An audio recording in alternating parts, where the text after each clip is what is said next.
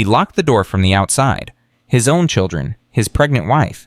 On Christmas Eve, Richard Whitmore stood in the basement of his family mansion listening to his wife Catherine scream and pound against the steel door, and he felt nothing but satisfaction.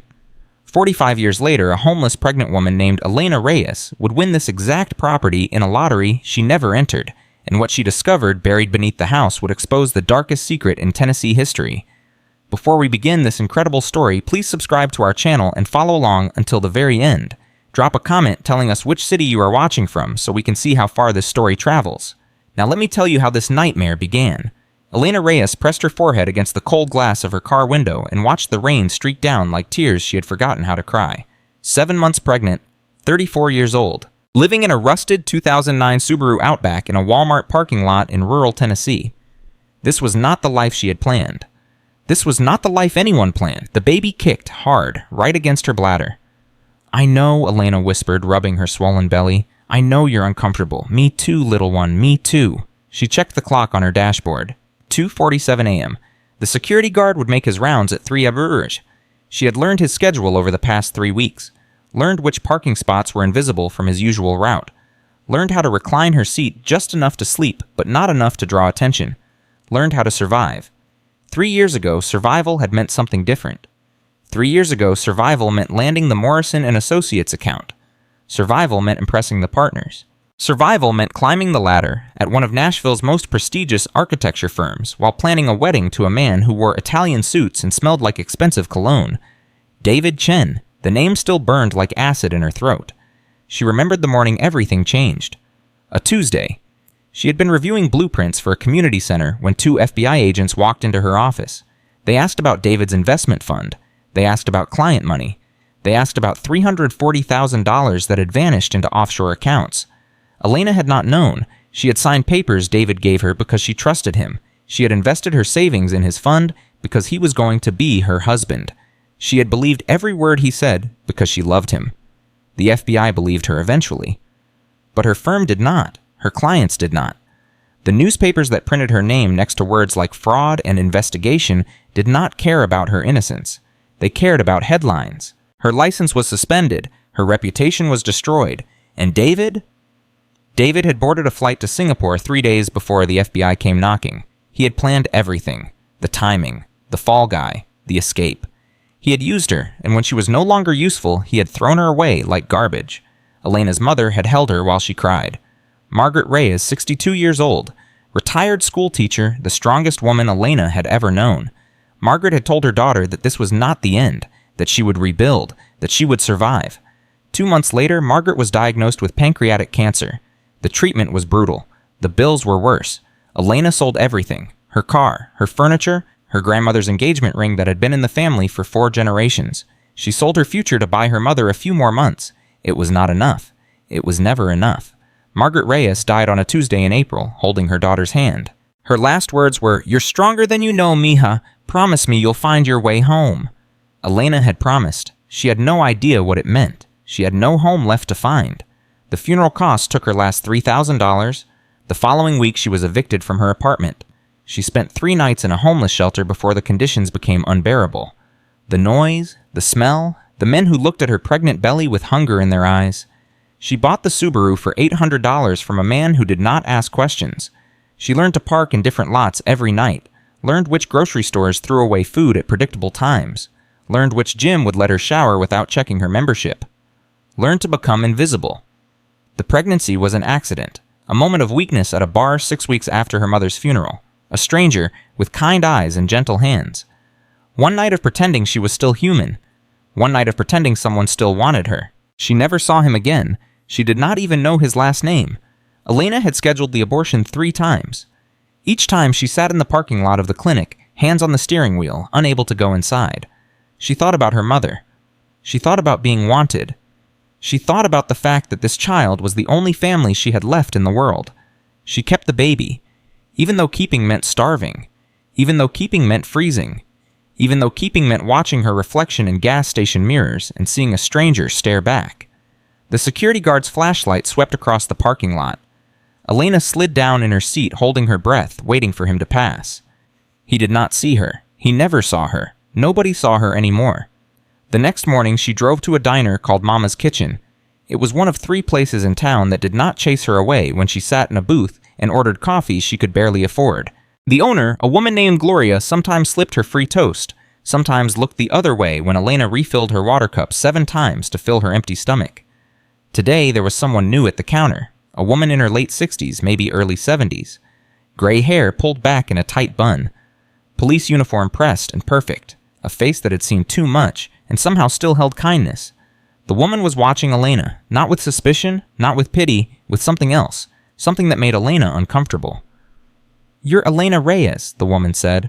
Elena's hand trembled around her coffee cup. "Who's asking?" "Officer Ruth Castellano, Hollow Creek Police Department." She slid off her stool and walked toward Elena's booth. "May I sit?" "Am I in trouble?" "No, but you might be about to get lucky." Ruth sat across from her. She pulled a folded piece of paper from her pocket and slid it across the table. A lottery ticket. Tennessee Heritage Lottery. Property giveaway. "They're giving away abandoned properties," Ruth explained. "1 ticket, $5. I already bought it for you." Elena stared at the ticket. "Why?"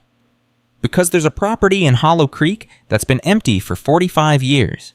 Big old plantation house, 12 rooms, 47 acres. Nobody wants it. They say it's cursed."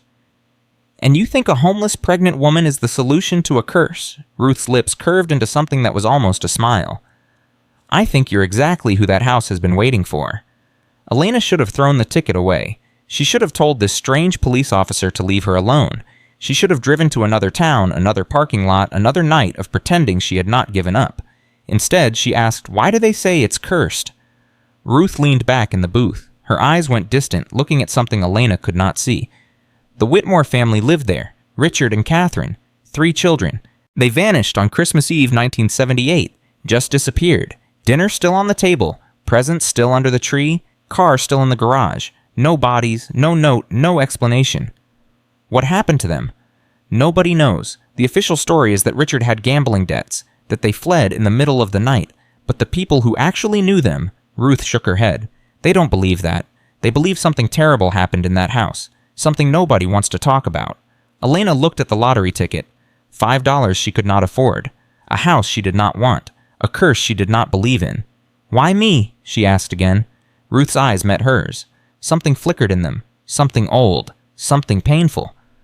"Because I've been waiting a long time for someone like you to come along. Because that house has secrets that need to be told. And because I think you're the only one brave enough to listen." 3 weeks later, Elena received a certified letter.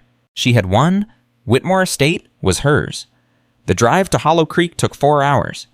Elena's Subaru groaned up mountain roads and rattled down country lanes. The landscape changed as she drove. Nashville's sprawl gave way to farmland. Farmland gave way to forest. Forest gave way to something older, wilder, forgotten. Hollow Creek was not on most maps. A town of 2,000 people clinging to the side of a mountain forgotten by time and progress. The main street had 6 buildings, a general store, a post office, a bank, a church, a diner, and a bar. Most of the storefronts were empty. Most of the people were old. Everyone stared as Elena drove through. A pregnant woman in a rusted Subaru with out-of-state plates. A stranger, an outsider, a threat. She stopped at the general store for directions. The clerk, a man in his 70s, with suspicious eyes, pointed toward the mountain. "Whitmore Place is up that road, about 3 miles. You sure you want to go up there, miss?" "I won it in a lottery." The clerk's face went pale. Actually pale, like the blood had drained out of him. "You're the one." "The one what?" He did not answer. He turned away from her and busied himself with inventory that did not need organizing. The conversation was over. Elena drove up the mountain road. The pavement gave way to gravel. The gravel gave way to dirt. The trees closed in around her branches, scraping against her windows like fingers trying to hold her back. Then the forest opened, and she saw it. Whitmore Estate rose against the darkening sky like a ghost made of wood and stone. 3 stories of antebellum architecture. White columns streaked with decades of neglect. A wraparound porch sagging under the weight of time. Windows dark as closed eyes. A house that had been waiting. Elena parked her car and sat for a long moment, hands on the steering wheel, baby kicking against her ribs. Every instinct she had screamed at her to turn around, to drive away, to forget about lottery tickets and cursed houses and police officers with too many secrets, but she had nowhere else to go. She had nothing else to lose. She got out of the car. The front steps groaned under her weight. The porch boards shifted and creaked. The door was solid oak, heavy enough to stop bullets, and it had a lock that looked like it belonged in a prison. Ruth had mailed her the key, a single brass key on a leather cord with a note, "Welcome home." Elena fit the key into the lock.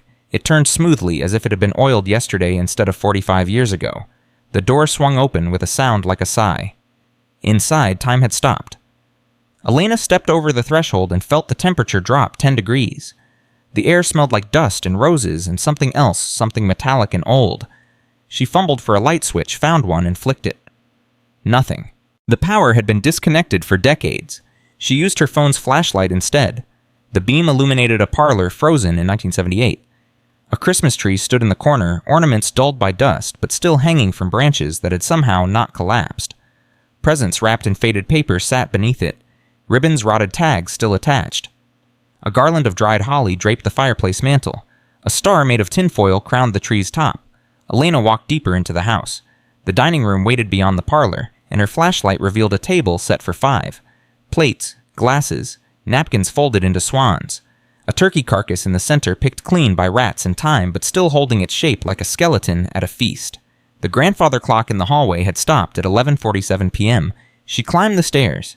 They groaned under her weight, each step announcing her presence to the empty house. The second-floor hallway stretched before her doors on either side, all of them closed. The master bedroom first.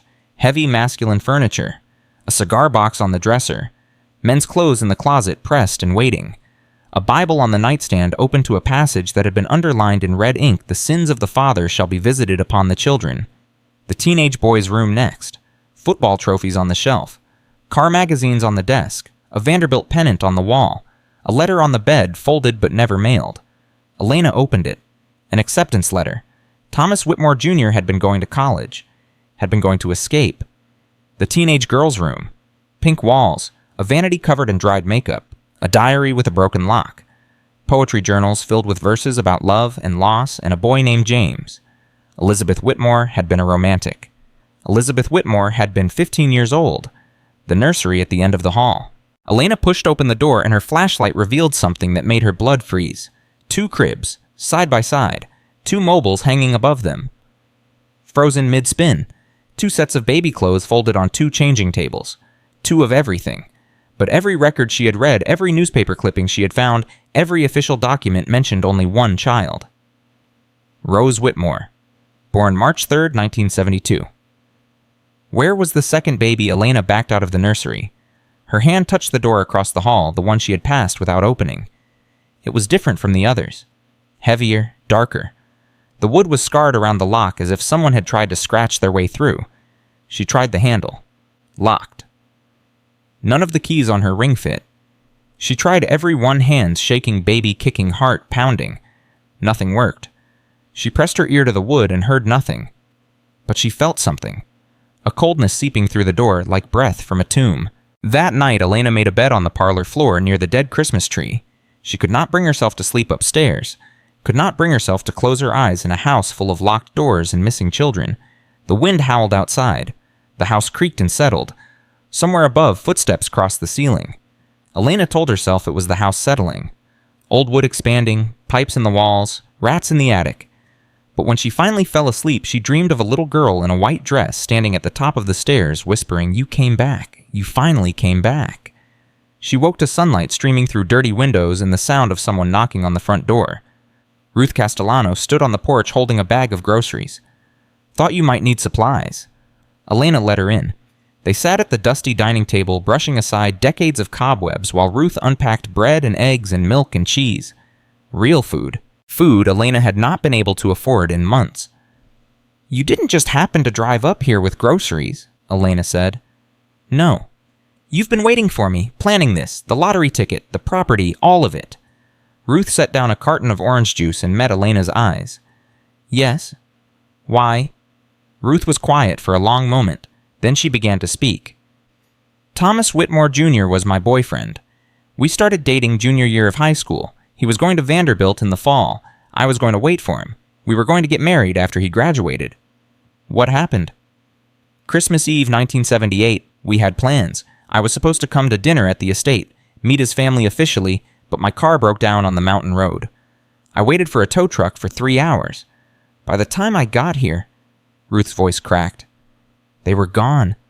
All of them. Just gone. And you've been looking for answers ever since. For 45 years. I joined the police force because I thought it would help me investigate.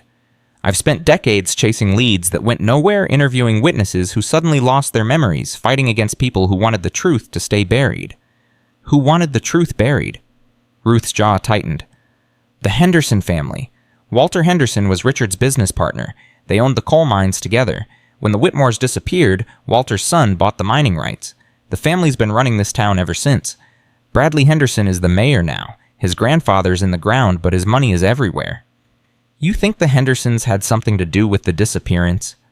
"I think the Hendersons know what happened. I think they've been covering it up for 45 years. And I think whatever Richard Whitmore found in those mines is worth more than coal." Elena looked around the dining room. 5 place settings, a feast prepared, a family that never got to eat it. "There's something else," she said. "Something you're not telling me." Ruth reached into her jacket and pulled out a photograph. Old faded creased from years of handling, a young woman with sad eyes and a gentle smile holding a baby wrapped in a white blanket. "This is Catherine Whitmore," Ruth said. "And this baby is not Rose. This baby was born 3 years before Catherine married Richard. This baby was given up for adoption when Catherine was 17 years old. A private adoption arranged by the Henderson family, sealed by a judge who owed them favors." "Who was the baby?" "A girl placed with a family in Virginia. Catherine spent her whole marriage trying to find her. She wrote letters, hired investigators, but the adoption was sealed and the Hendersons made sure it stayed that way." Elena's heart was pounding now. She knew what was coming. She knew it before Ruth said the words. The baby's name was Margaret.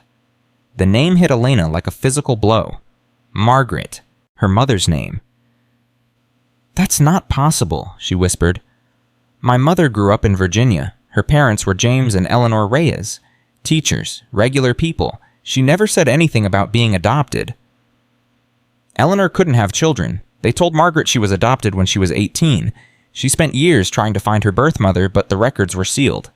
She never knew where she came from." "How do you know all this?" "Because I've been tracking Catherine's descendants for 30 years. Because when I found your mother's name, I started watching your family. Because when your mother died and you became homeless, I made sure you got that lottery ticket. Because when you entered the drawing, I made sure no one else won." Elena stood up so fast she knocked over her chair. Her hands were shaking. Her whole body was shaking. "You manipulated me. This whole thing, the lottery, the house, it was all a setup." "Yes." Why would you do this to me?" Ruth stood too. Her eyes were wet with tears she had been holding for 45 years. "Because Catherine Whitmore was your grandmother. Because Thomas Jr. was going to be your uncle. Because this house, this land, this history, it belongs to you. It's always belonged to you. And because whatever happened to your family on Christmas Eve 1978, I need you to help me find out the truth." Elena walked to the window. Outside, the sun was rising over the mountains. The estate's grounds stretched before her, overgrown and wild. Somewhere out there was a garden where Catherine Whitmore had planted roses for each of her children. "You said there were 2 cribs in the nursery," Elena said quietly, "but only 1 child in the records." "Yes." "What happened to the second baby?" Ruth came to stand beside her. "That's what I've been trying to find out for 45 years. That's what the Hendersons have been trying to hide. And that's what I think is buried somewhere on this property." Elena placed her hand on her belly. Her daughter kicked against her palm, a life growing inside her just as a life had grown inside Catherine all those years ago. "I'm not a detective," she said. "I'm not a hero. I'm a homeless, pregnant woman who lost everything. Your grandmother was a lot of things too. A mother, a wife, a woman trapped in a house with a monster. And in the end, she was brave enough to try to save her children, even if it cost her everything." Elena turned to face Ruth. "Tell me about Richard. Tell me what kind of man he was." Ruth's face hardened. "Richard Whitmore was the most terrifying person I ever met, and I've spent 40 years in law enforcement. He was charming in public, generous to the church, respected by the community, but behind closed doors." She shook her head. "Thomas told me things that still keep me up at night." "What kind of things?" "Richard was obsessed with bloodlines, with purity. His family had been in Tennessee since before the Civil War. Old money, old blood. He traced his genealogy back 7 generations. He made his children memorize their ancestors' names. He chose Catherine because her family was equally prestigious. But Catherine had a secret. A secret that would destroy everything Richard believed in. A child born out of wedlock. A child with unknown parentage. A child who could contaminate the Whitmore legacy. Did Richard know? I don't think he did. Not at first. But something changed in the months before they disappeared. Thomas said his father was becoming paranoid, suspicious. He started locking doors that had never been locked. Started disappearing into the basement for hours at a time. Started looking at Catherine with something in his eyes that Thomas had never seen before. Hatred. Worse. Recognition, like he finally saw who she really was, and he was planning to do something about it. Elena walked back to the dining table. She picked up one of the dusty plates and examined it. Fine china, probably worth hundreds of dollars. A family that had everything. A family that had disappeared without a trace. "How do we find the truth?" she asked. Ruth smiled. It was the first real smile Elena had seen from her.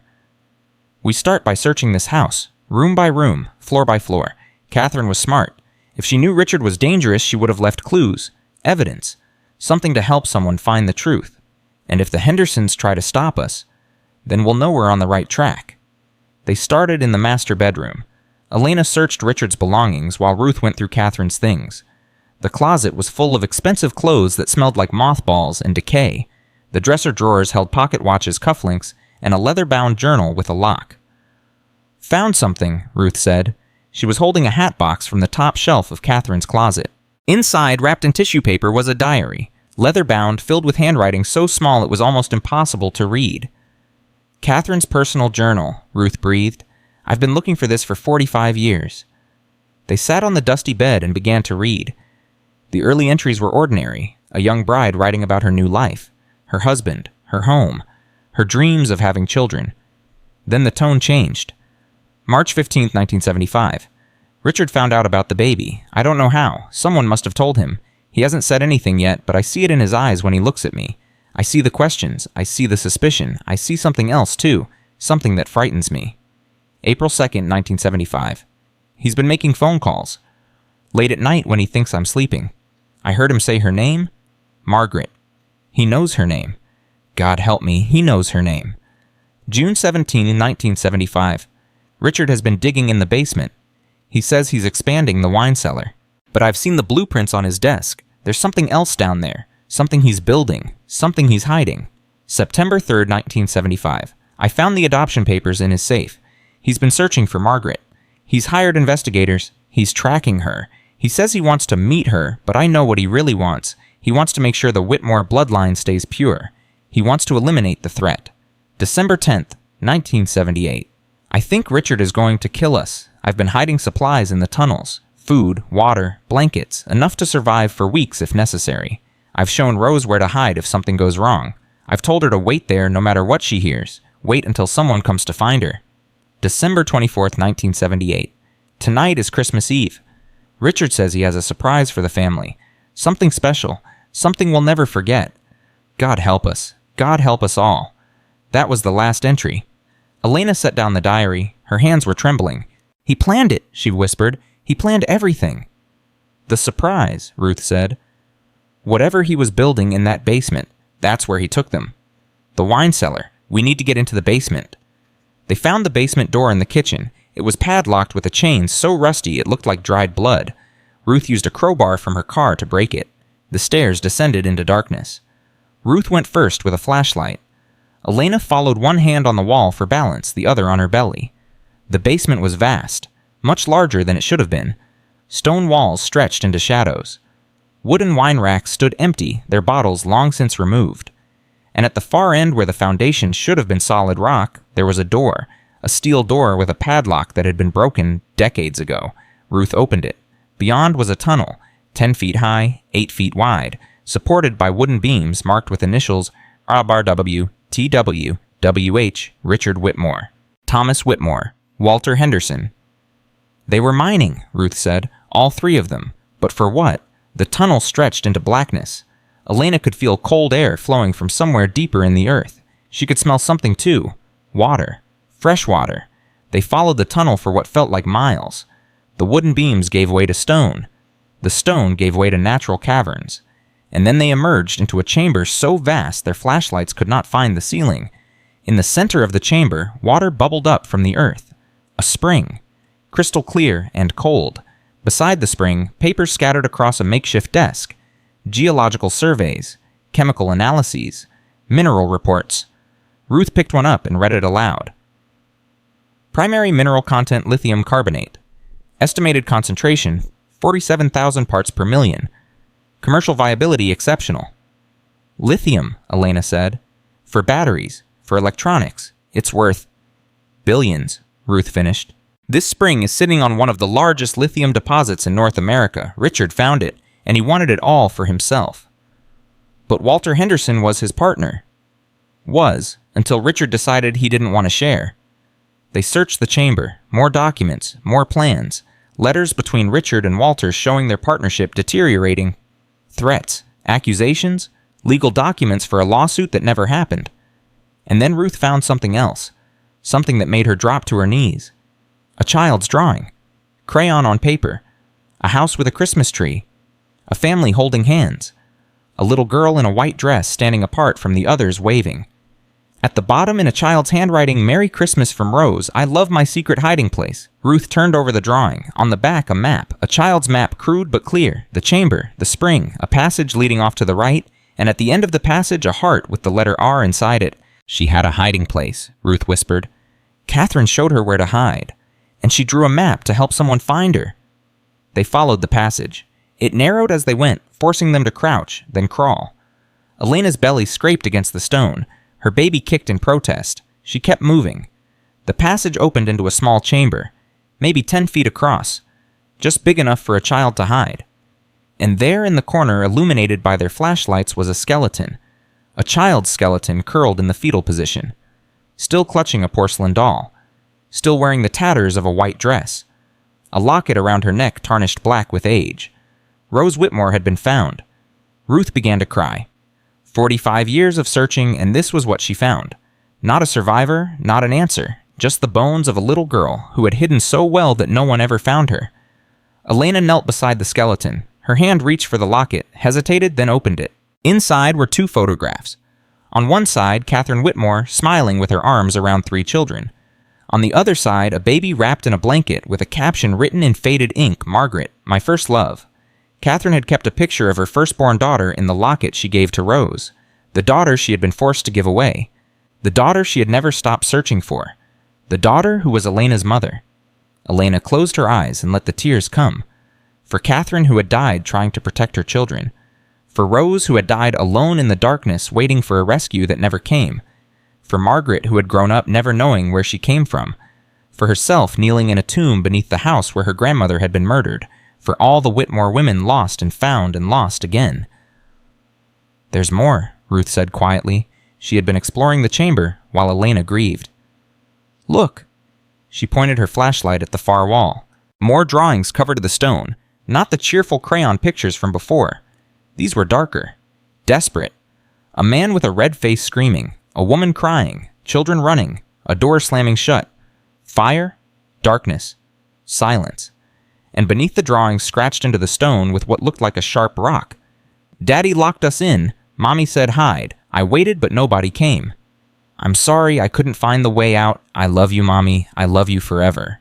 Rose Whitmore had survived the initial attack. She had hidden in her secret place just like her mother told her. She had waited in the darkness for days, maybe weeks, drawing pictures to keep herself company, scratching messages into the stone. And then she had died. Alone, in the dark, 6 years old. Elena placed her hand on the small skull. I'm here now, she whispered. Tut. I found you. You're not alone anymore. They left the chamber in silence. Left Rose's body where it lay for now. They would call the authorities. They would give her the proper burial. But first they needed to find the rest of the family.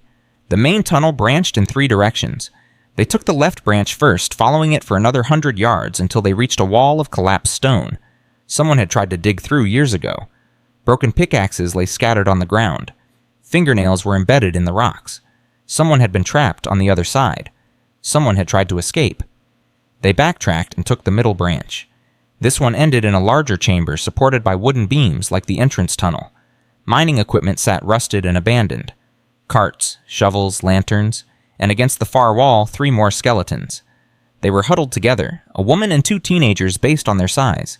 The woman's arms were around the others as if she had been trying to protect them even in death. Catherine.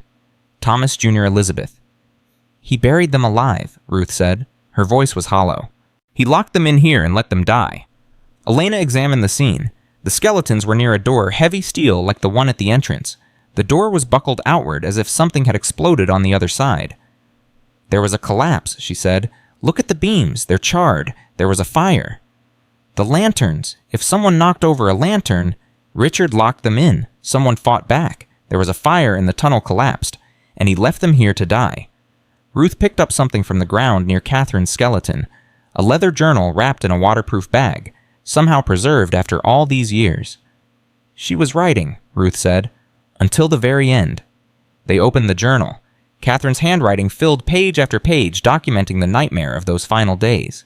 December 24th, 1978, 6:00 p.m. Richard announced his surprise after dinner. He said we were going to see something amazing. Something that would make us rich. He led us down to this basement through the wine cellar into the tunnels I've been hiding supplies in. I tried to run, but he had a gun. December 24th, 1978, 8:00 p.m. He's locked us in. The children are terrified. Thomas tried to fight, but Richard beat him unconscious. Elizabeth is hysterical. I managed to hide Rose before he brought us here. I told her to go to her secret place and wait. Wait until someone comes. Please God, let someone come. December 24th, 1978, 11:00 p.m. Richard has been ranting for hours. He knows about Margaret. He says I betrayed him, betrayed the family, betrayed the bloodline. He says he has to cleanse the Whitmore name. He says we'll stay down here until I tell him where Margaret is. I will never tell him. I will die first. December 25th, 1978, 2:00 a.m. There was a fight. Thomas woke up and attacked his father. Richard dropped his lantern. The fire spread to the wooden beams. Richard ran. He sealed the door behind him.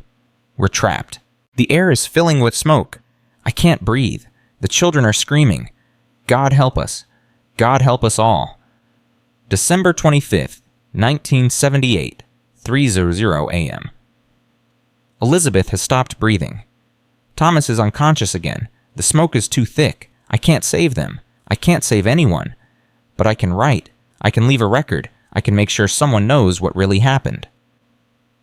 December 25th, 1978, 3:30 a.m. If anyone finds this, please know that we loved each other. Know that I tried to protect my children. Know that my firstborn daughter is named Margaret, and she was placed with a family in Virginia, and I have loved her every day of my life. December 25th, 1978, 4:00 a.m. Richard Whitmore murdered his family. Walter Henderson helped him cover it up. The spring is worth billions, and they killed us for it. December 25th, 1978. Time unknown. I'm so tired. The children are quiet now. I'm going to hold them. I'm going to close my eyes. I'm going to find Margaret in my dreams. December 25, 1978, final entry. I love you, Margaret. Find your way home. The journal ended there. Elena closed it gently. She looked at the 3 skeletons huddled against the wall. Her grandmother, her uncle, her aunt, dead for 45 years, waiting to be found. He got away with it, she said. Richard murdered his family and got away with it. Not exactly, Ruth said. His car was found crashed on a mountain road the same night. He was identified by his wallet and his wedding ring. The body was too burned to recognize. But you don't think he's dead? I think Walter Henderson made sure Richard Whitmore never talked about what happened. I think there are 2 bodies in Walter's grave, not 1, and I think Bradley Henderson knows exactly where his grandfather buried the evidence.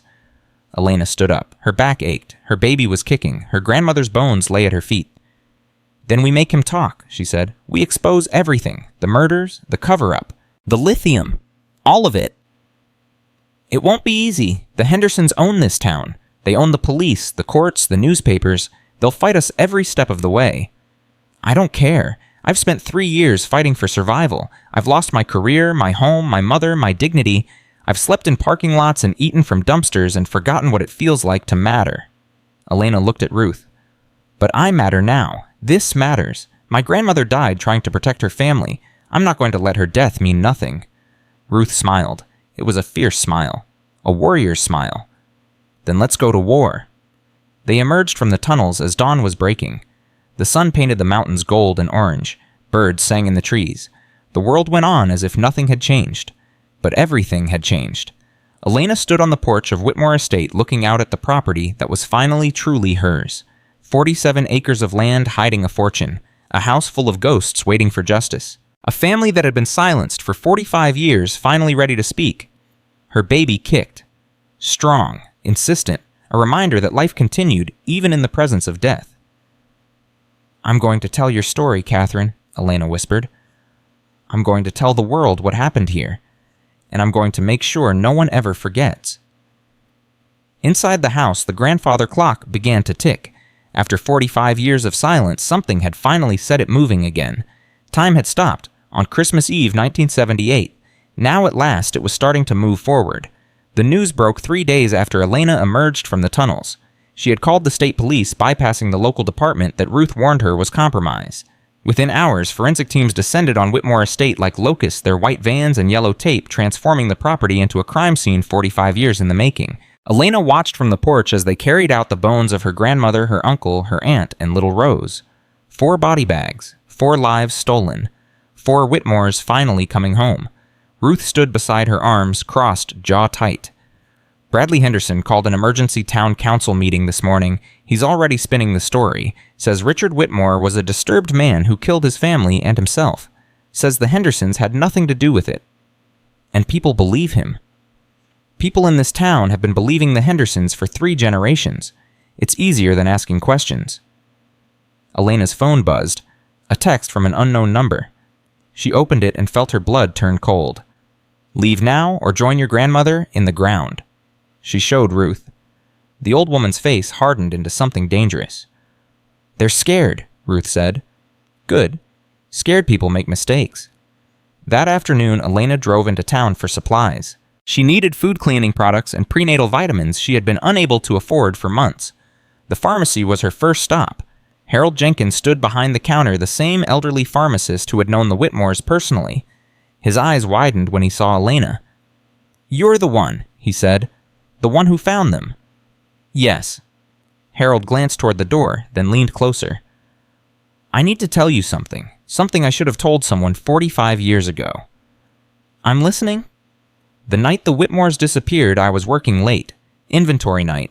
Around midnight, I saw Walter Henderson's truck drive past. He wasn't alone. Richard Whitmore was in the passenger seat." Elena's heart stopped. Richard was alive after the fire. "I don't know what happened in those tunnels, but I know what I saw. Richard Whitmore was in that truck, and they were heading toward the Henderson property." "Did you tell anyone?" Harold's face crumpled with shame. "Walter Henderson paid for my pharmacy. He held my mortgage. He told me I had seen nothing, and I believed him because I was a coward." "You're telling me now?" "Because I'm 81 years old, and I want to die with a clean conscience." Harold reached under the counter and pulled out a yellowed envelope. "I kept this. Insurance in case they ever came after me. It's a receipt for 2 burial plots in the Henderson family cemetery, dated December 26, 1978, 1 day after Christmas." Elena took the envelope. Her hands were trembling. "Walter Henderson bought 2 plots the day after the Whitmores disappeared," she said slowly. "But there's only 1 grave." "Exactly. 1 grave. 2 bodies." Elena left the pharmacy with more than vitamins. She had evidence. Real evidence that the Hendersons had helped cover up murder. She found Maya Chen at the library, surrounded by old newspapers and microfiche machines. The young librarian had been researching the Whitmore case since Elena first arrived, and her purple-streaked hair was disheveled from hours of work. "I found something," Maya said without preamble. "Look at this." She spread out a series of newspaper clippings. Headlines from December 1978 through January 1979, all from the Hollow Creek Gazette. "Whitmore family missing. Foul play. Suspected Richard Whitmore's car found burned on Mountain Road body. Recovered from Whitmore vehicle. Identified as Richard Whitmore, case closed. Sheriff rules murder-suicide." "Now look at the bylines," Maya said. Every single story was written by the same reporter, James Henderson, Walter's son, Bradley's father. The Hendersons controlled the narrative from the beginning. "It gets worse. I found the coroner's report from 1978. The body in Richard's car was identified by dental records and personal effects. But look at this." Maya pulled out another document. Richard Whitmore had a distinctive gold crown on his upper left molar. The coroner's report mentions a gold crown on the upper right molar. Elena stared at her. It wasn't Richard in that car. Someone else died that night. Someone the Hendersons needed to disappear. Who? Maya's face was grim. I don't know yet, but I'm going to find out.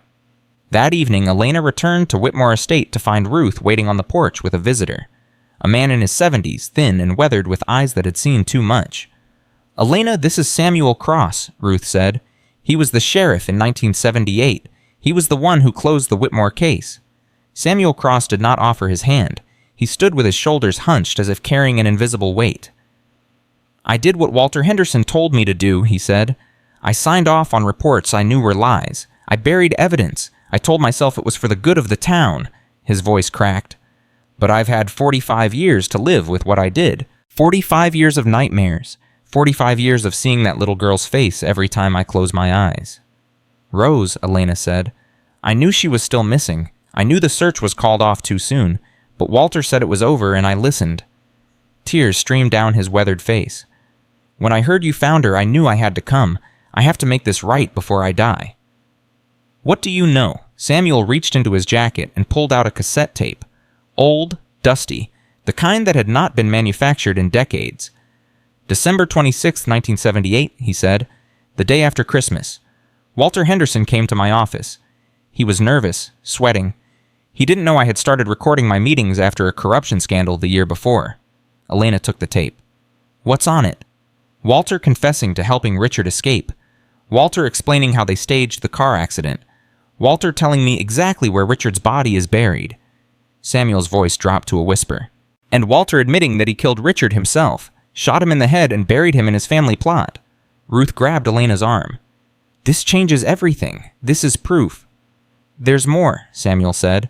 Walter mentioned the spring, the lithium. He said it was worth more than anyone could imagine. He said the Whitmores had to die because Richard was going to take it all for himself. He paused. And he said there was another child. A child Catherine had before her marriage. A child who could inherit everything if she was ever found. Elena felt the world tilt. He knew about Margaret. He knew. And he spent the rest of his life making sure she never found out who she really was. That night, Elena could not sleep.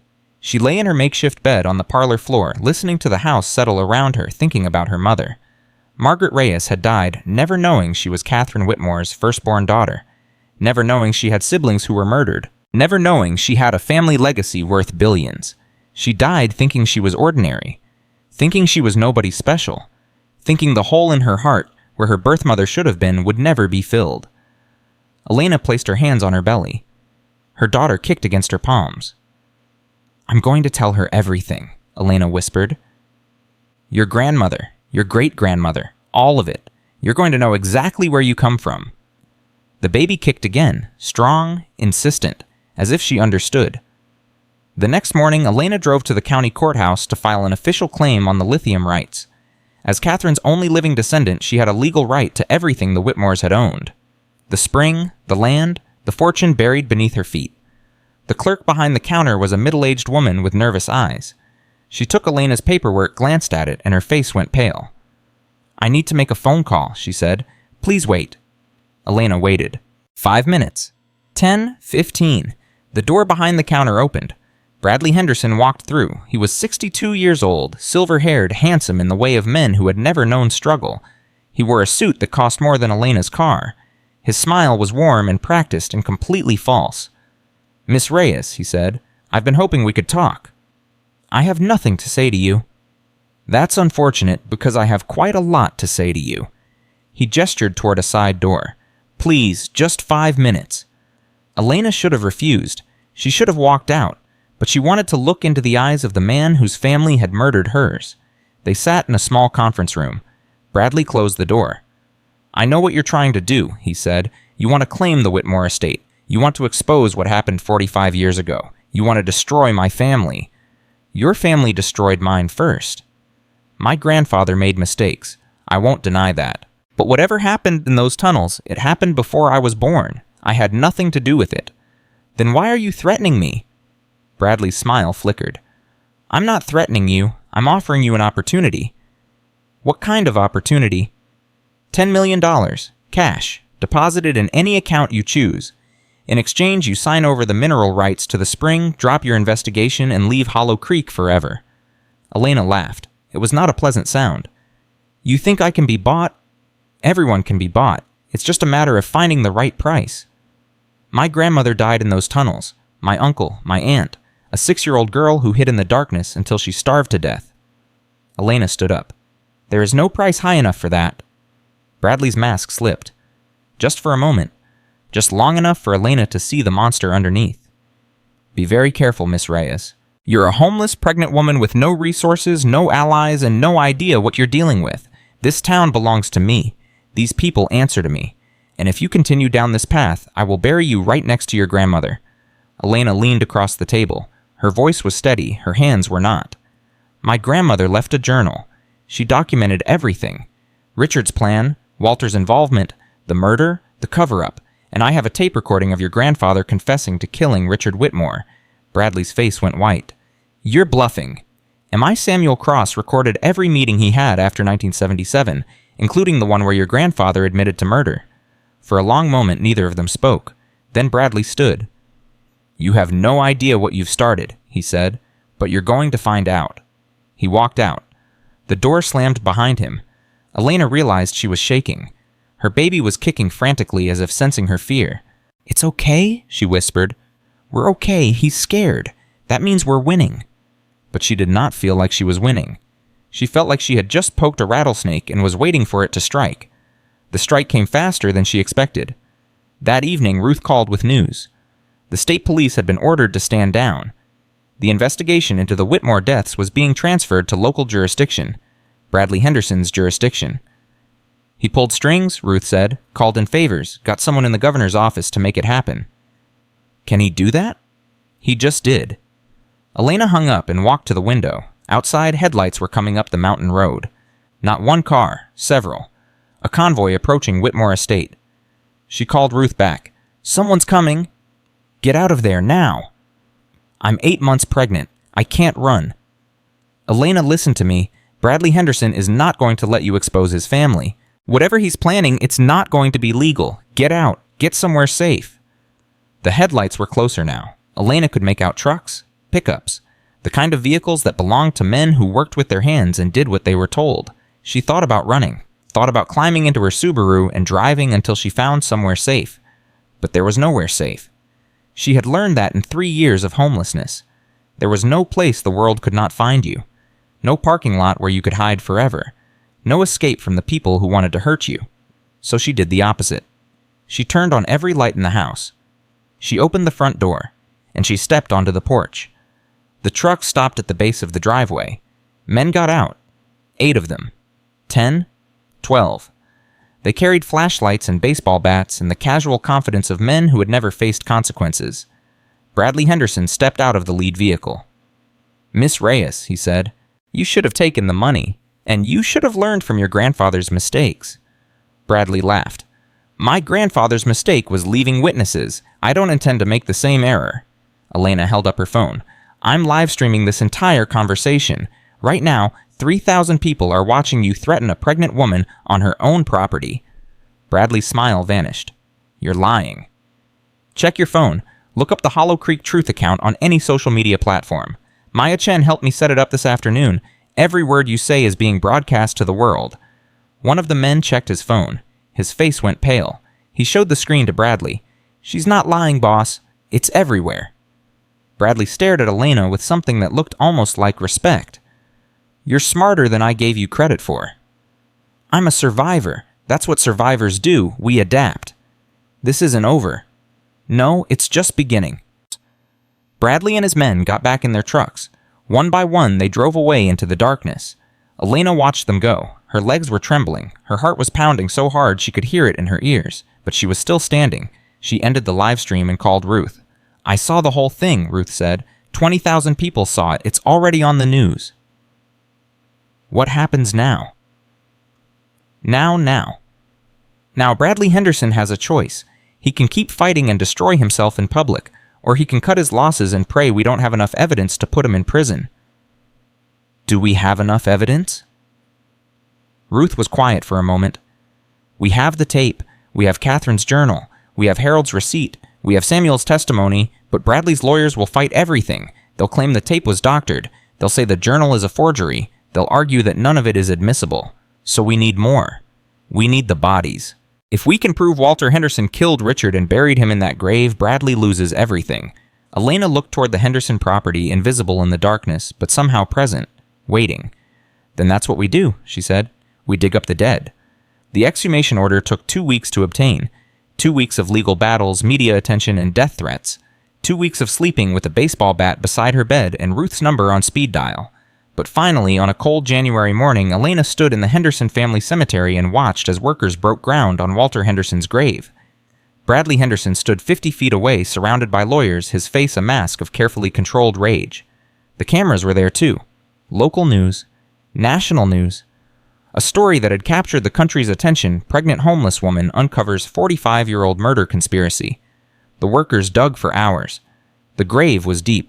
Whoever had buried Walter Henderson had wanted to make sure no one ever found what was underneath. At 3 p.m, one of the workers shouted, "We've got something." Elena moved closer. The workers had uncovered a wooden box, not a coffin, something smaller, something that should not have been there. They lifted it out of the earth and pried it open. Inside was a skull, a human skull with a bullet hole in the forehead. The forensic team moved in. They extracted DNA samples. They examined the wound. They documented everything with the cold precision of professionals who had seen death in all its forms. 2 hours later, the lead investigator approached Elena. "We found a second set of remains beneath the coffin. Male. Approximately 40 years old at time of death. Bullet wound to the cranium." He paused. "We'll need dental records to confirm, but based on the location and the evidence, we believe this is Richard Whitmore." Elena closed her eyes. 45 years. 45 years, her grandmother's murderer had been lying in the ground, buried by his own co-conspirator, hidden beneath the man who killed him. What about Bradley Henderson? We've issued a warrant for his arrest. Obstruction of justice conspiracy to conceal a felony and accessory after the fact to murder. The investigator's voice softened. "Miss Reyes, your grandmother's case is officially reopened, and this time we're going to get justice." Bradley Henderson was arrested at his home that evening. The cameras captured everything, the handcuffs, the perp walk, the expression on his face as he realized his empire was crumbling. Elena watched it all on the news from her parlor at Whitmore Estate. Ruth sat beside her. Maya was there too, and Harold Jenkins, and Samuel Cross, all the people who had helped her find the truth. "It's over," Maya said softly. "No," Elena replied. "It's not over. It's just the beginning." She placed her hands on her belly. Her daughter kicked against her palms. "This is your legacy," Elena whispered. "Not the money, not the land. This, the truth, the justice, the courage to stand up when everyone tells you to sit down." The baby kicked again. Elena smiled.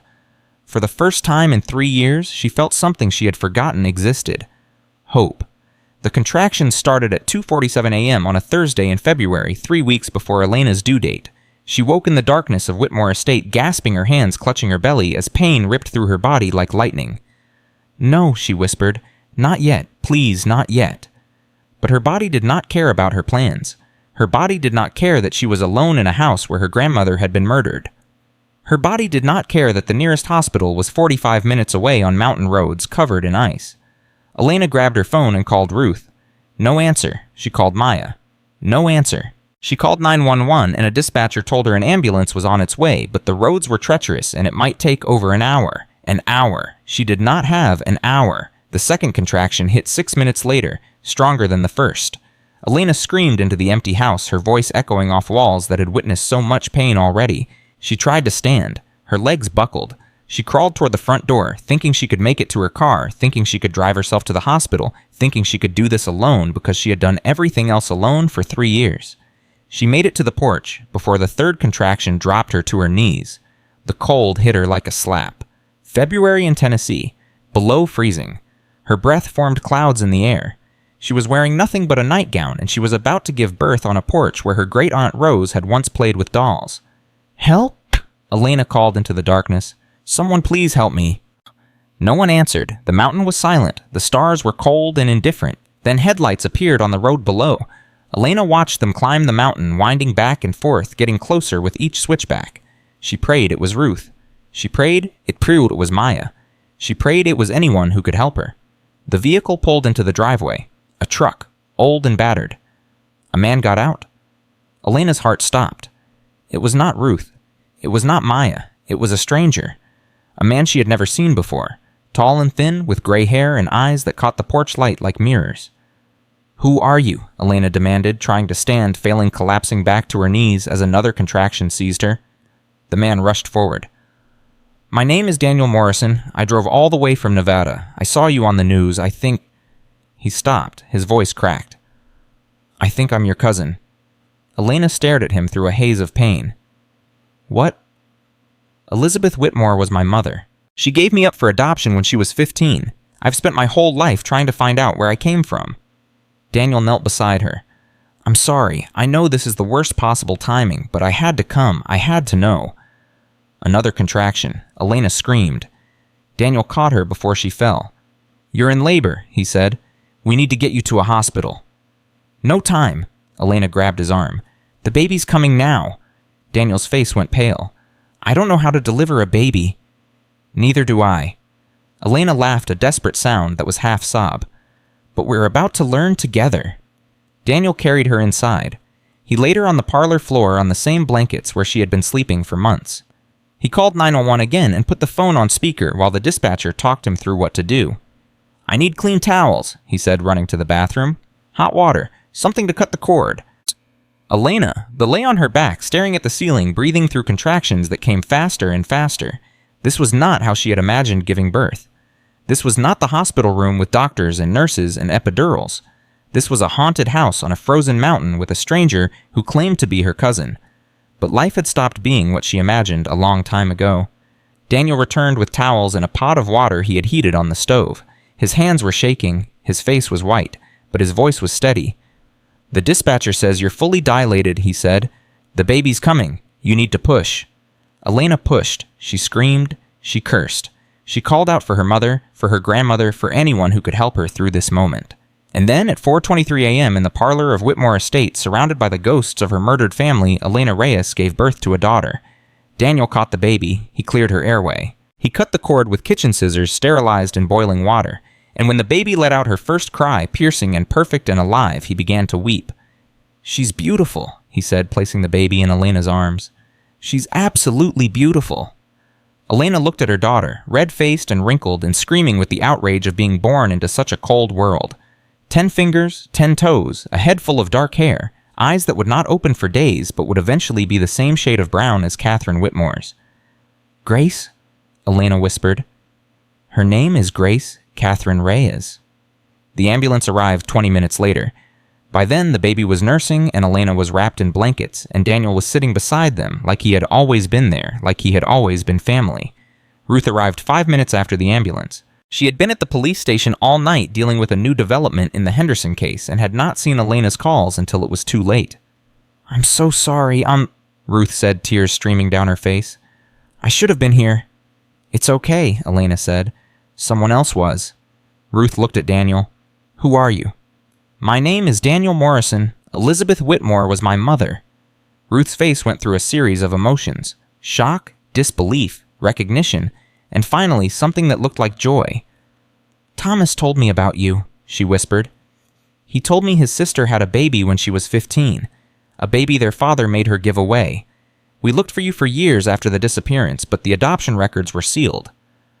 "The Hendersons sealed them, Pom," Daniel said.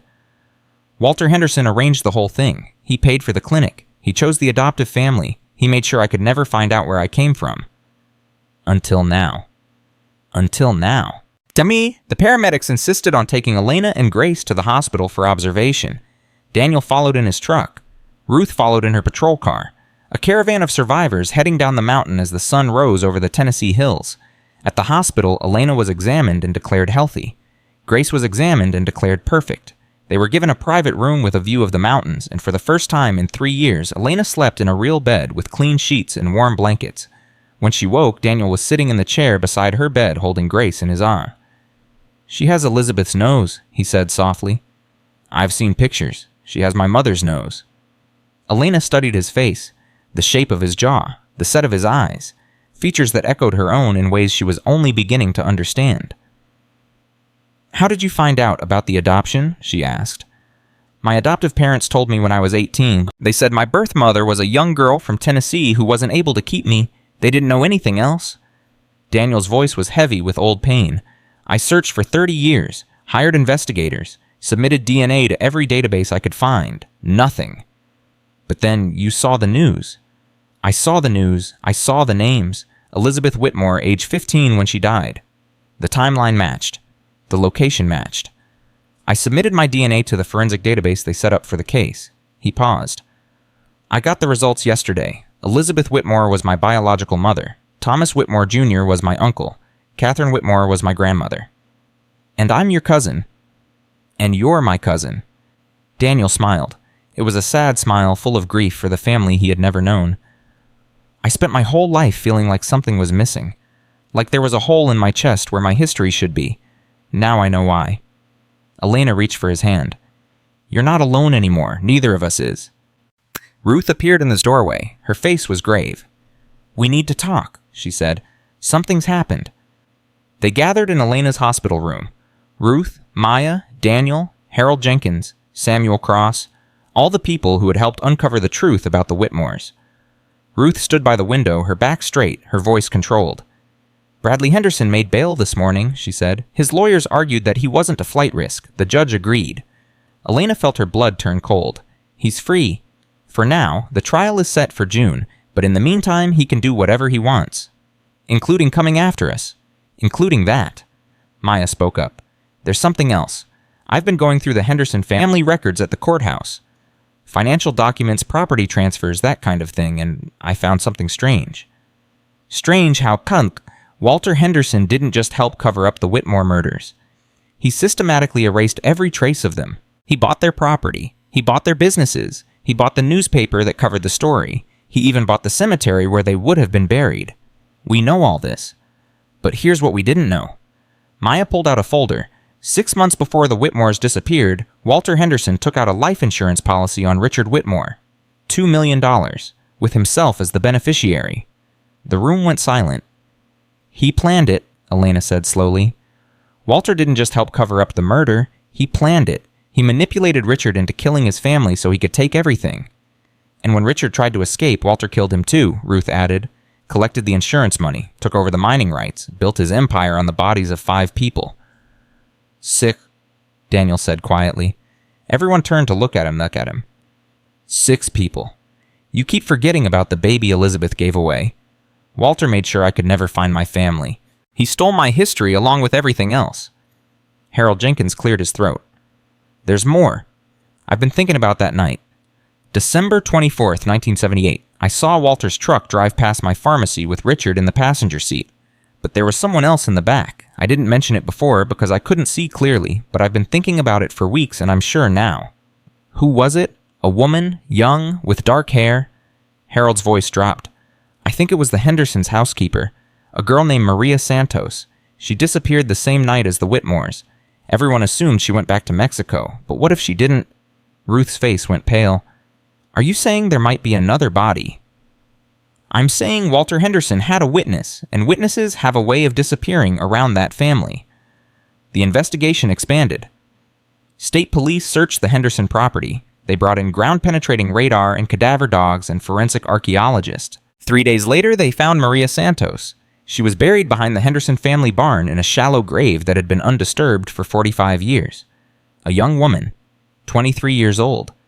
Shot in the back of the head, just like Richard Whitmore. Bradley Henderson was arrested again. This time, no judge would grant bail. Elena watched the news coverage from her hospital room, Grace sleeping in her arms. The headline screamed, "Second body found in Hollow Creek massacre. Henderson family empire built on murder. Homeless woman uncovers 45-year conspiracy." "They're calling you a hero," Ruth said. "I'm not a hero. I'm just someone who wouldn't stop asking questions." "That's what heroes do." Elena looked at her daughter. 3 days old, tiny and perfect and completely unaware of the chaos swirling around her. What happens now? Now Bradley Henderson goes to trial. The Whitmore estate goes through probate. The lithium rights get sorted out. Ruth paused. "And you decide what you want to do with the rest of your life." "I know what I want to do." "What's that?" Elena smiled. "I want to go home." They released her from the hospital a week later. Daniel drove her back to Whitmore Estate in his truck with Grace secured in a car seat that Maya had bought at a thrift store. The house looked different in the February sunlight. Still old. Still haunted by memories. But somehow less frightening. Like a wound that was finally beginning to heal. Elena stood on the porch with her daughter in her arms and looked out at the property that was finally truly hers. "What are you thinking?" Daniel asked. "I'm thinking about what my grandmother would say if she could see this, if she could see me standing here with her great-great-granddaughter." "What do you think she'd say?" Elena closed her eyes. She thought about Catherine Whitmore, who had loved a baby she was forced to give away, who had raised 3 more children in a house controlled by a monster, who had died trying to protect them, who had written in her journal over and over, "Find your way home." "I think she'd say we finally made it," Elena whispered. "I think she'd say we're finally home." The funeral was held on a Saturday in March. A proper funeral 45 years overdue. The whole town came. Not just the people who had helped Elena, but everyone. The clerk from the general store who had been afraid to talk. The banker who had refused to open her account. The neighbors who had stared and whispered and done nothing. They came because they were ashamed. They came because they wanted to be part of something good. They came because for 45 years Hollow Creek had been built on a lie, and they were finally ready to face the truth. Catherine Whitmore was buried beneath the oak tree in the garden she had loved. Thomas Jr. was beside her. Elizabeth was beside him. And Rose, the little girl who had hidden in the darkness until she died, was finally reunited with her family. Elena stood at the graveside, with Grace in her arms and Daniel beside her. Ruth was there weeping openly for the boy she had loved and lost. Maya was there documenting everything for the historical record. Harold and Samuel were there, 2 old men finally at peace with their consciences. The minister spoke about love and loss and the passage of time. He spoke about justice delayed and justice finally served. He spoke about the courage of a young woman who had refused to let the dead be forgotten. But Elena was not listening to the minister. She was listening to the wind in the oak trees. She was listening to her daughter's soft breathing. She was listening to the whisper of voices that might have been her imagination or might have been something more. "Thank you," the voices seemed to say. "Thank you for finding us. Thank you for bringing us home." After the funeral, people gathered at Whitmore Estate. They brought food and flowers and condolences that were 45 years too late. They walked through the house that had been frozen in time and marveled at how it was slowly coming back to life. Elena had been cleaning for weeks, washing windows, scrubbing floors, replacing the rotted boards on the porch. The house was still old, still damaged, still haunted by memories. But it was becoming a home again. Ruth found her in the parlor, staring at the spot where she had given birth. "I have something for you. Comfort you, Ruth said. She held out a small velvet box. Elena opened it and found a locket. Tarnished silver, heart-shaped with a crack running down the middle. "We found this with Rose's remains," Ruth explained. "It belonged to Catherine. There's a photo inside." Elena opened the locket. On one side was a photograph of Catherine Whitmore, with 3 children, Thomas Jr., Elizabeth, and baby Rose. On the other side was a photograph of a baby wrapped in a blanket with a caption written in faded ink. "Margaret, my first love." Elena's breath caught in her throat. Her mother, Catherine's firstborn daughter, the child she had been forced to give away, the child she had never stopped loving. "Catherine kept this photo in the locket she gave to Rose," Ruth said. "She wanted her children to know about their sister. She wanted someone to find Margaret and tell her the truth." Elena closed her eyes. Tears streamed down her face. Her mother had died without knowing where she came from, without knowing she was loved, without knowing that her birth mother had spent a lifetime searching for her. But Elena knew now, and she would make sure Grace knew, and someday Grace's children would know. The story would be passed down through generations, a testament to love that survived everything murder, conspiracy, silence, time. "Thank you," Elena whispered. "Thank you for everything." Ruth embraced her. "Your grandmother would be proud of you. All of them would be proud." Daniel appeared in the doorway. "Elena, there's someone here to see you." She followed him to the front porch. A woman stood at the base of the steps, old and weathered with white hair and dark eyes and skin the color of coffee with cream. "My name is Rosa Santos," the woman said. "Maria Santos was my sister." Elena's heart stopped. Maria Santos, the housekeeper, the 7th victim. "I've been waiting 45 years to find out what happened to her," Rosa continued. "When I saw the news, I drove all the way from Texas. I had to see the place where she died. I had to thank the person who found her." Elena descended the steps and took Rosa's hands in hers. "Your sister didn't deserve what happened to her. None of them did." "No." Rosa's voice was thick with grief. "But at least now I know. At least now I can put her to rest." They stood together in the fading light, two women connected by tragedy, by loss, by the long shadow of the Henderson family's crimes. "What will you do now?" Rosa asked. Elena looked back at Whitmore Estate, at the house where her grandmother had lived and died, at the garden where 4 graves now held the remains of her family, at the porch where her daughter had been born in the middle of a frozen night. "I'm going to stay, she said. "I'm going to turn this place into something good. A shelter for women who have nowhere else to go. A place where people can start over." Rosa smiled. It was a sad smile, but there was hope in it, too. Maria would have liked that. She always wanted to help people. "Then I'll name it after her, the Maria Santos House." Rosa's eyes filled with tears. Thank you for not forgetting her." Elena embraced her.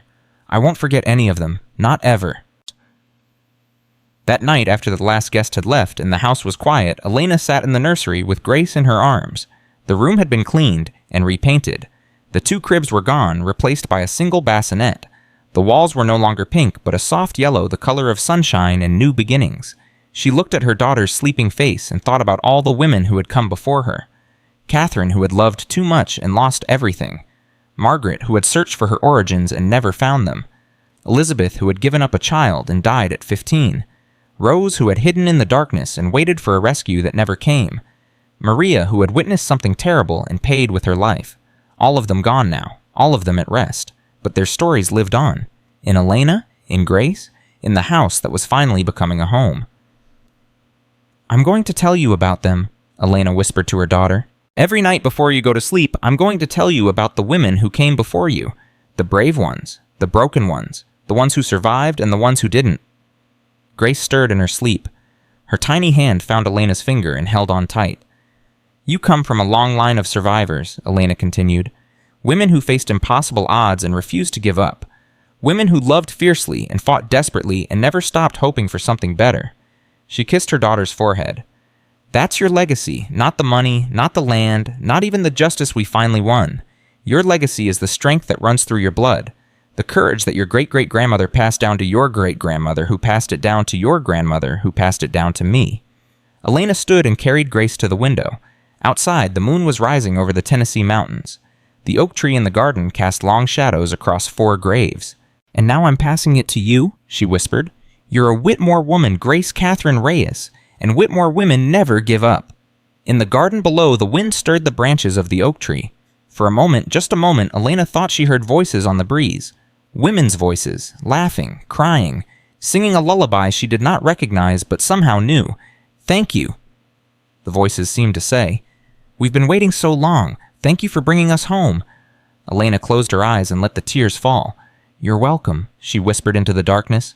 "You're finally welcome." The trial of Bradley Henderson began on a Monday in June, 6 months after Elena first set foot in Whitmore Estate.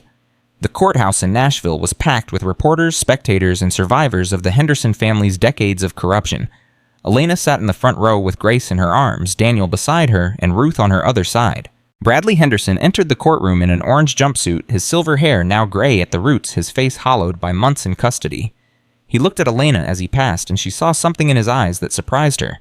Not hatred, not anger, fear. The prosecution laid out their case with surgical precision.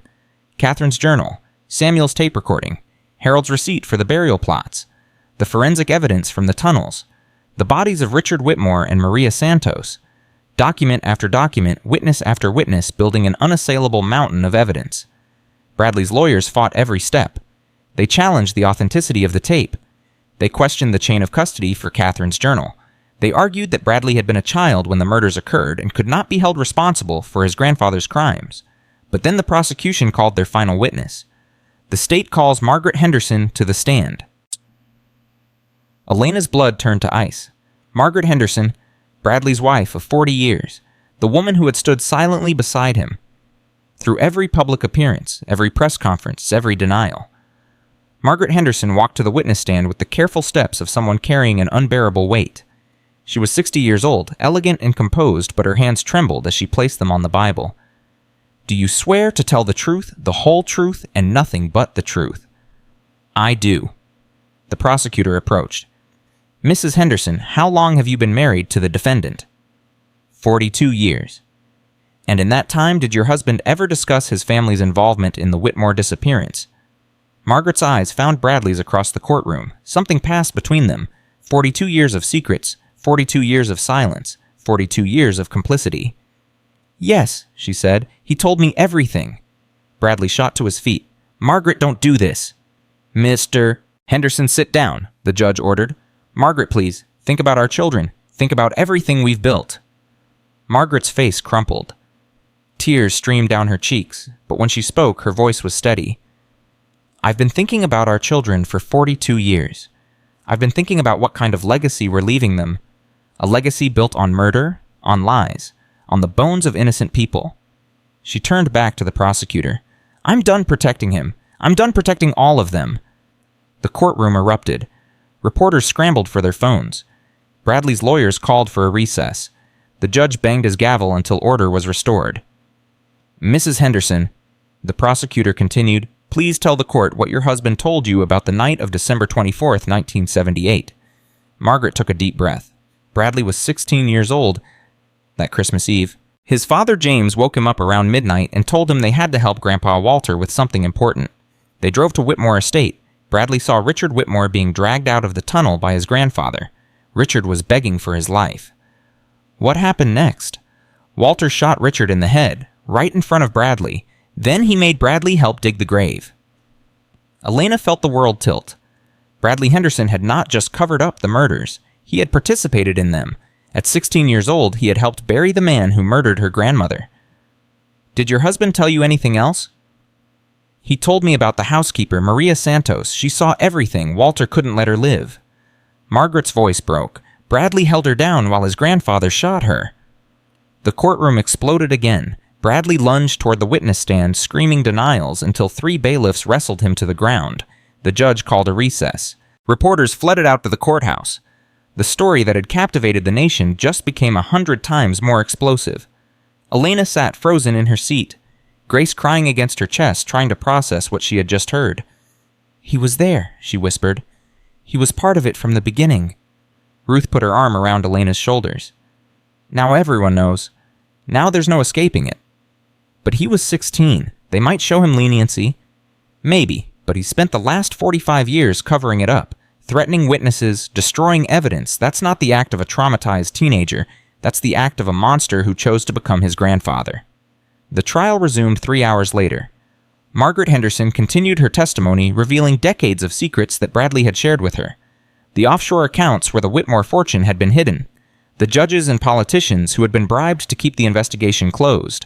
The private investigators Bradley had hired to track Catherine's descendants, including Elena's mother. "Did your husband ever discuss Elena Reyes?" the prosecutor asked. "Yes, when she won the lottery and moved to Hollow Creek, Bradley was furious. He said she was going to ruin everything. He said he would handle her the same way his grandfather handled problems."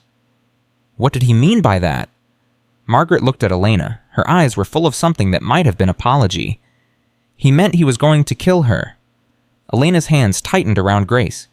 She had known Bradley was dangerous. She had known he wanted her gone, but hearing it stated so baldly, so matter-of-factly, made her stomach turn. "Did he take any steps toward that goal?" "He hired men, local men who owed him favors. He told them to scare her off first. If that didn't work, they were supposed to make it look like an accident." "What stopped them?" "She live-streamed them. The whole world saw what Bradley was planning. After that, he couldn't touch her without everyone knowing who was responsible." The trial lasted 3 weeks.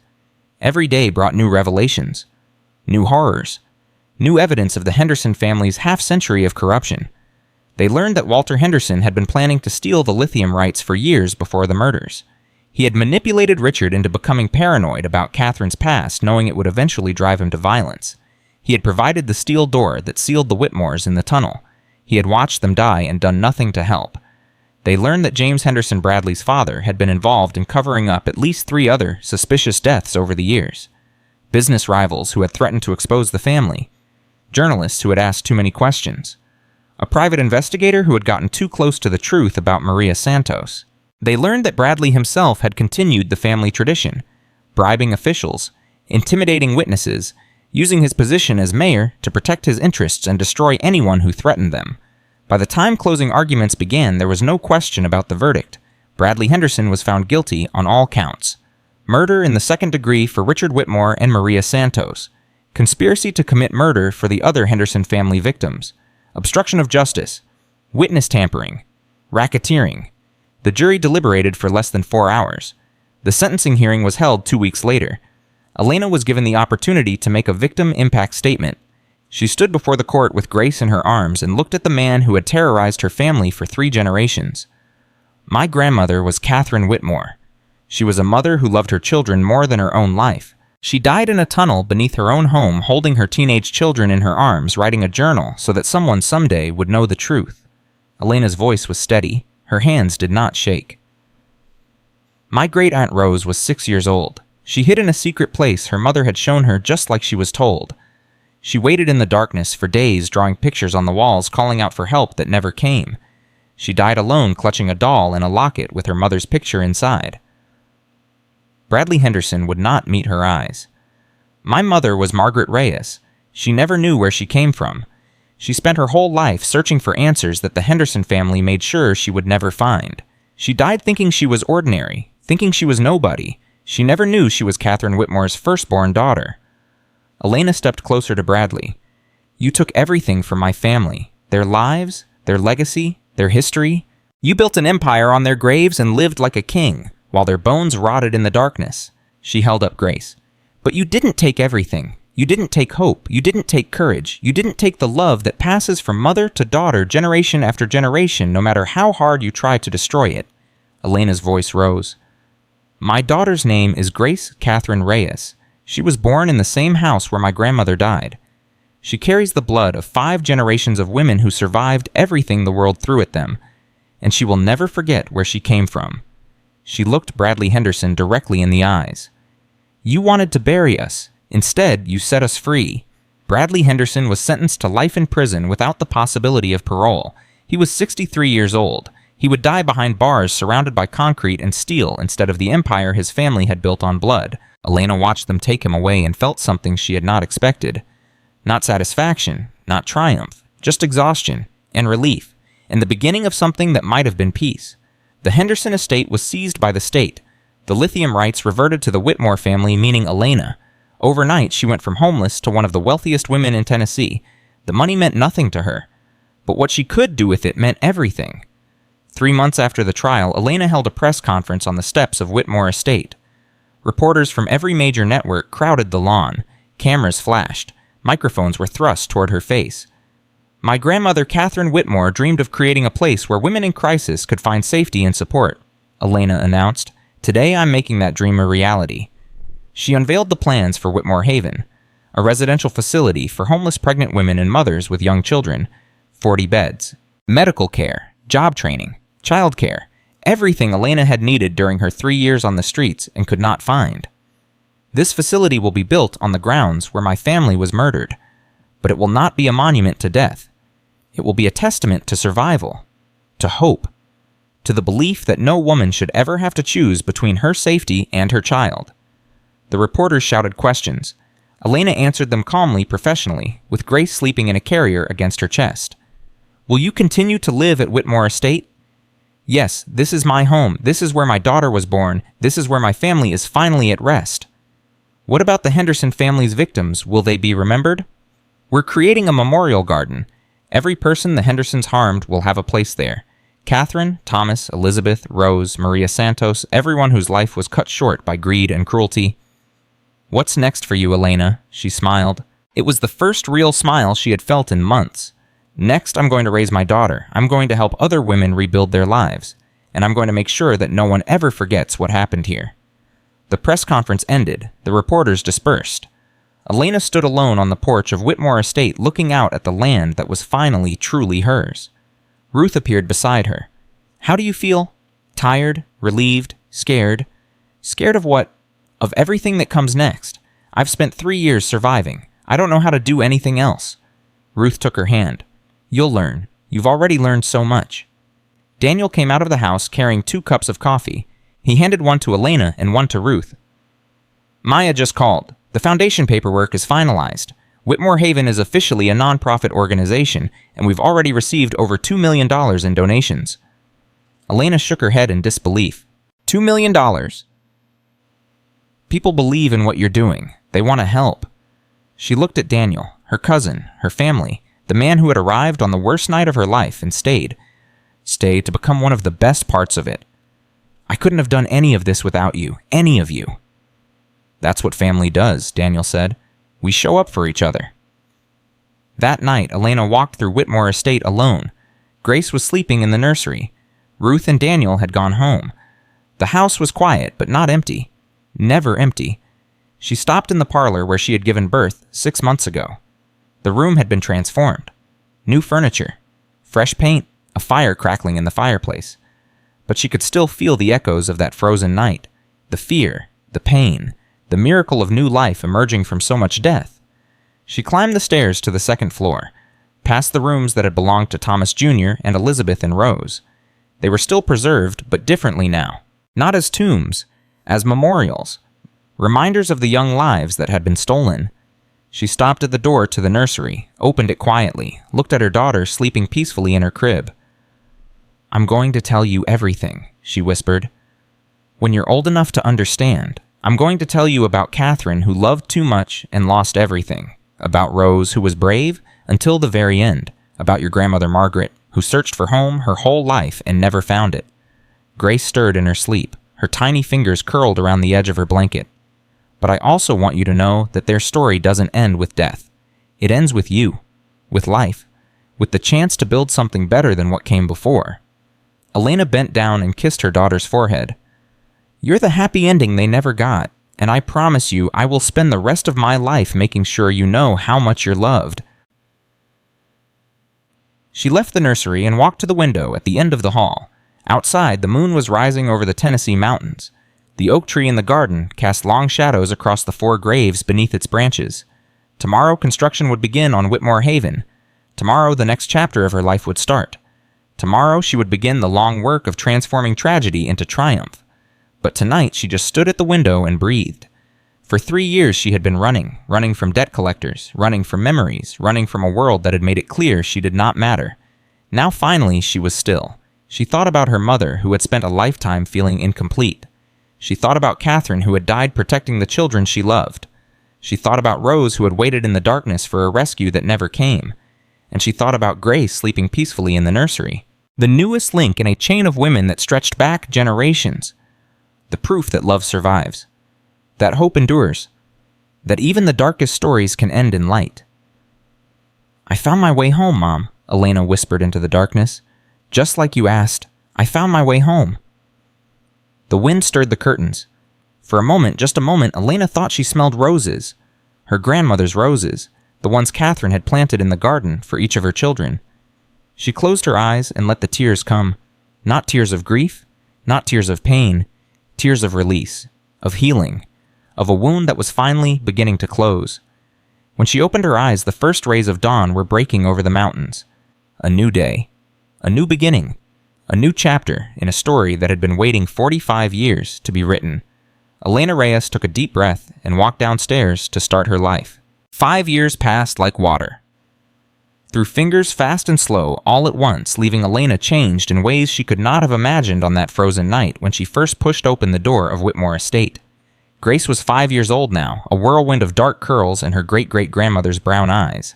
She ran through the halls of Whitmore Haven like she owned them because in a way she did. She knew every resident by name. She helped Maya organize the library books. She sat on Daniel's lap while he told her stories about Elizabeth, the aunt she would never meet. And every night before bed, Elena told her daughter about the women who came before her. "Tell me about Rose," Grace demanded one evening, tucked under her covers with her favorite stuffed bear.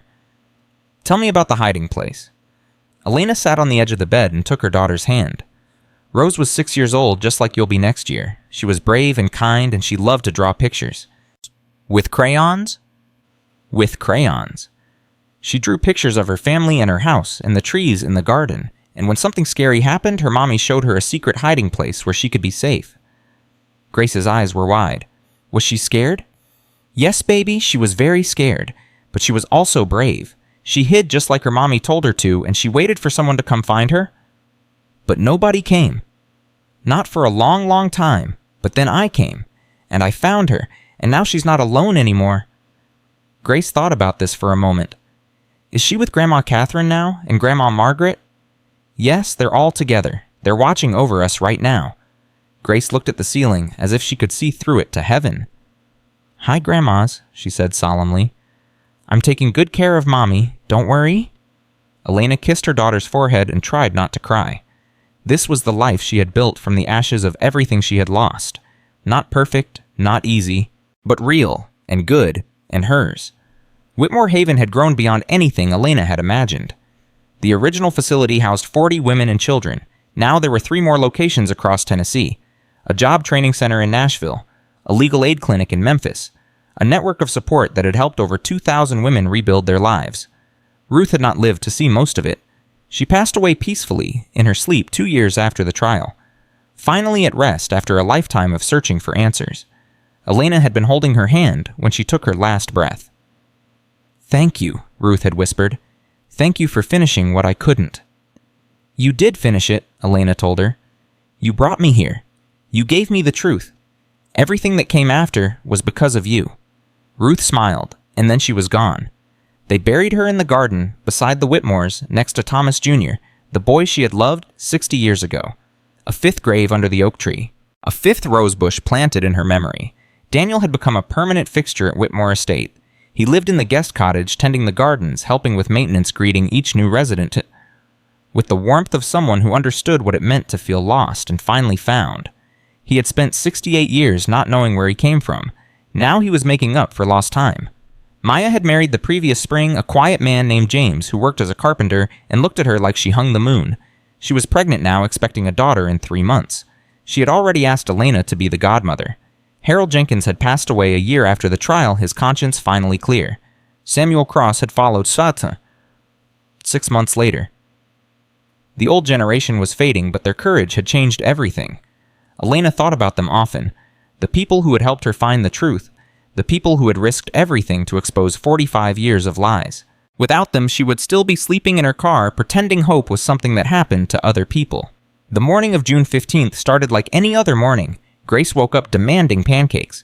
Daniel made them as he always did, with chocolate chips arranged in a smiley face. Maya stopped by to drop off paperwork for the foundation.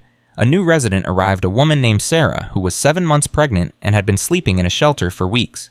Elena welcomed Sarah the same way she welcomed everyone, with a tour of the facility, with a promise that she was safe now, with her own story abbreviated but honest to show that she understood. You were homeless too, Sarah asked, disbelief clear in her voice.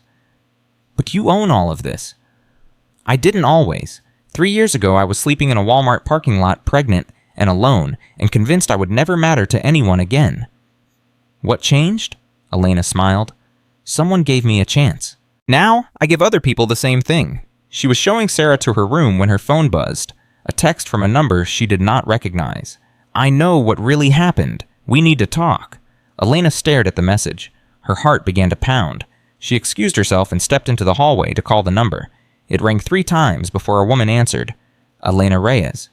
Who is this? My name is Victoria Henderson. Bradley Henderson is my father. Elena's blood ran cold. I have nothing to say to you. Please, don't hang up. I know what my family did. I know we destroyed yours, but there's something you don't know. Something my father never told anyone, not even at the trial. What? Victoria's voice dropped to a whisper. There's another survivor. Someone who escaped the tunnels that night. Someone who's been hiding for 45 years. Elena's legs nearly gave out beneath her. That's impossible. We found all the bodies. Catherine, Thomas, Elizabeth, Rose, Richard, Maria. Everyone is accounted for. Not everyone. Catherine had a sister named Helen. She was visiting from Boston that Christmas Eve. She was in the house when everything happened. There's no record of a sister. Nothing in the journals. Nothing in the police reports. Because my grandfather made sure of it. He erased her from history, but she escaped, and she's still alive. Elena leaned against the wall, trying to process what she was hearing. Why are you telling me this? Because my father is dying. Cancer. He has weeks, maybe days. And before he goes, he wants to make amends. He wants to tell you where Helen is. Why should I believe anything a Henderson tells me? Victoria was quiet for a long moment. Because I have proof. Helen sent me a letter 3 years ago after she saw you on the news. She wanted to come forward, but she was terrified. She's been running for my family her whole life. Send me the letter. I'll do better than that. I'll bring Helen to you tomorrow if you'll let me. Elena closed her eyes. Every instinct screamed at her not to trust a Henderson. Every lesson she had learned over the past 5 years has warned her that this could be a trap. But she thought about Catherine's journal, about the missing pieces of the story that had never quite fit together, about the feeling she had carried for years that something was still wrong, still incomplete.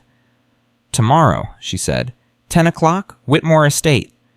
She hung up and stood in the hallway, trembling. Daniel found her there 5 minutes later. Elena, what's wrong? I need to tell you something, and I need you to not think I'm crazy.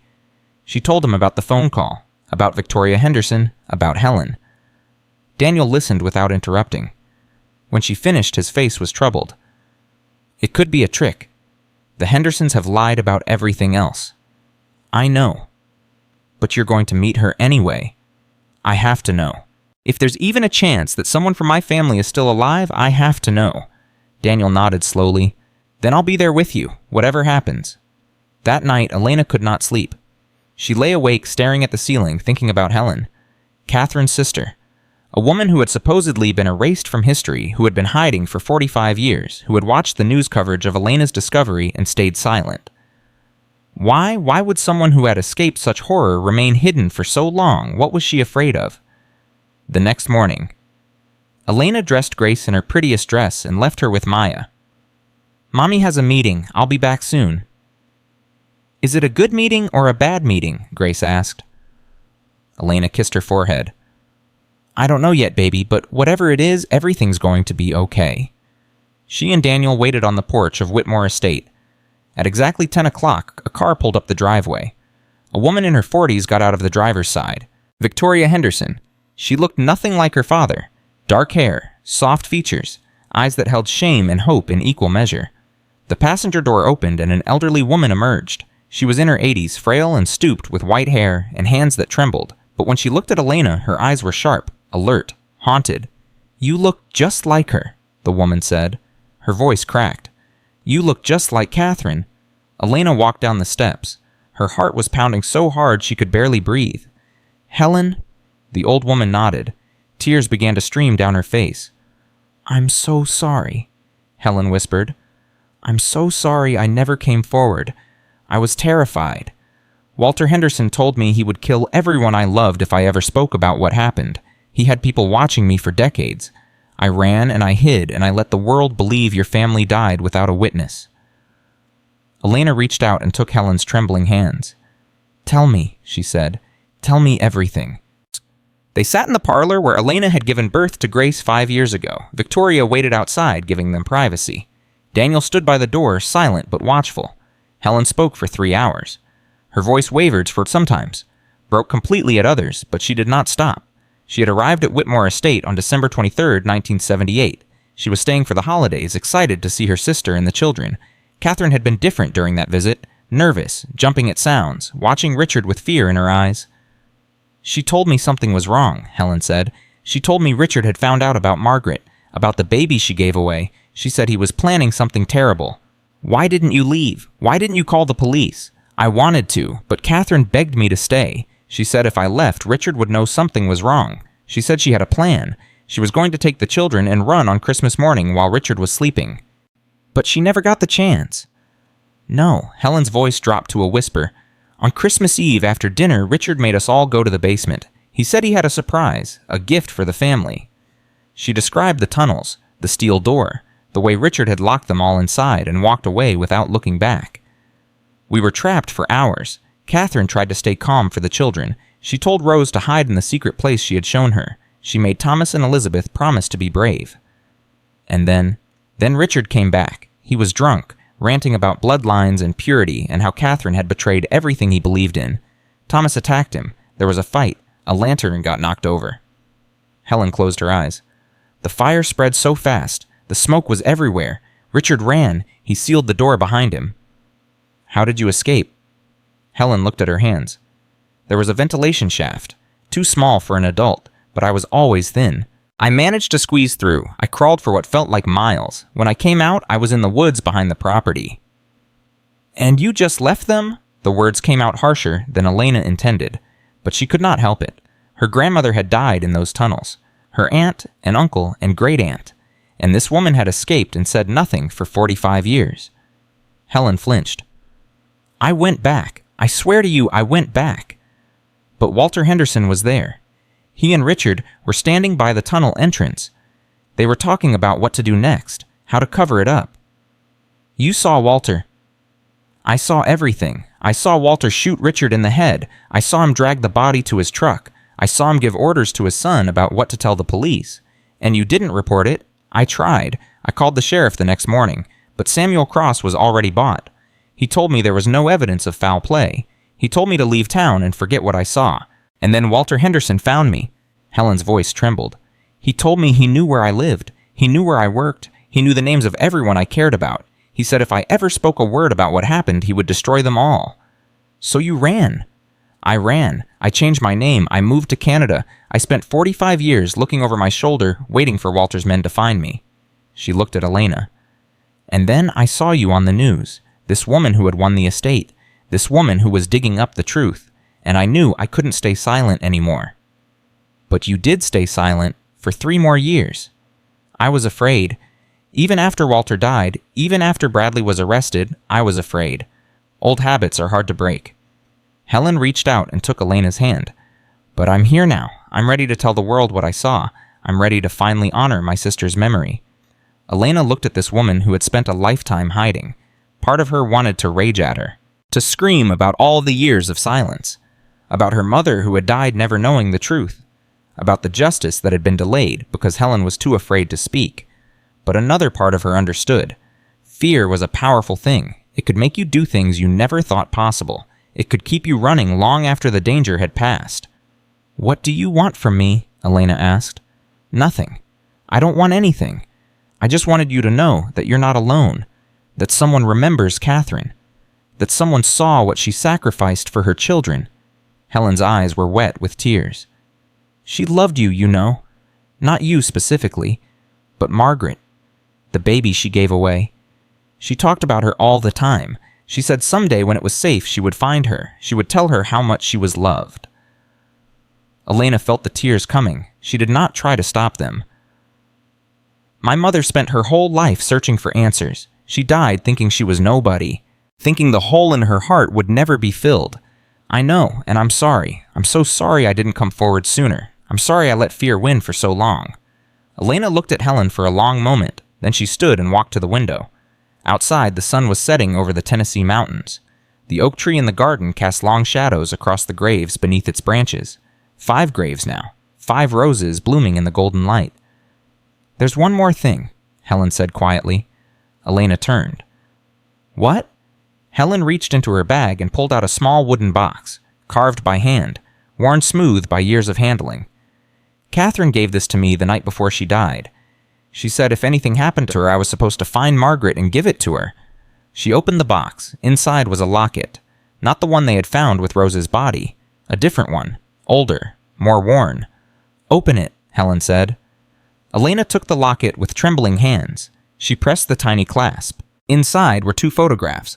On the left, a young woman holding a newborn baby. On the right, a man with kind eyes and a gentle smile. That's Catherine, Helen said. And that's Margaret's father. His name was Thomas Sullivan. They were in love, but their families wouldn't allow them to marry. When Catherine became pregnant, they were both sent away. Thomas died in Vietnam 3 years later. Catherine never loved anyone else. Richard was arranged, practical. But Thomas was her heart. Elena stared at the photographs. Her grandmother as a young woman. Her grandfather. A man she had never known existed. She kept this locket her whole life, Helen continued. She hid it from Richard. She would take it out at night when everyone was sleeping and look at Thomas's picture. It was her most precious possession. Why didn't you give this to my mother? You had 45 years. Helen's face crumpled. I was afraid. I was always afraid. and by the time I gathered the courage, it was too late. Margaret was already gone. Elena closed the locket and held it against her chest. "Thank you," she said. Her voice was rough with emotion. "Thank you for bringing this to me. There's something else you should know. Catherine wrote a letter to Margaret before she died. She hid it in the locket's backing." Elena looked at the locket. She had not noticed any hiding place, but when she turned it over and pressed on the back, a tiny compartment sprang open. Inside, folded impossibly small, was a piece of paper. Her hands shaking, Elena unfolded it. The handwriting was faded but legible.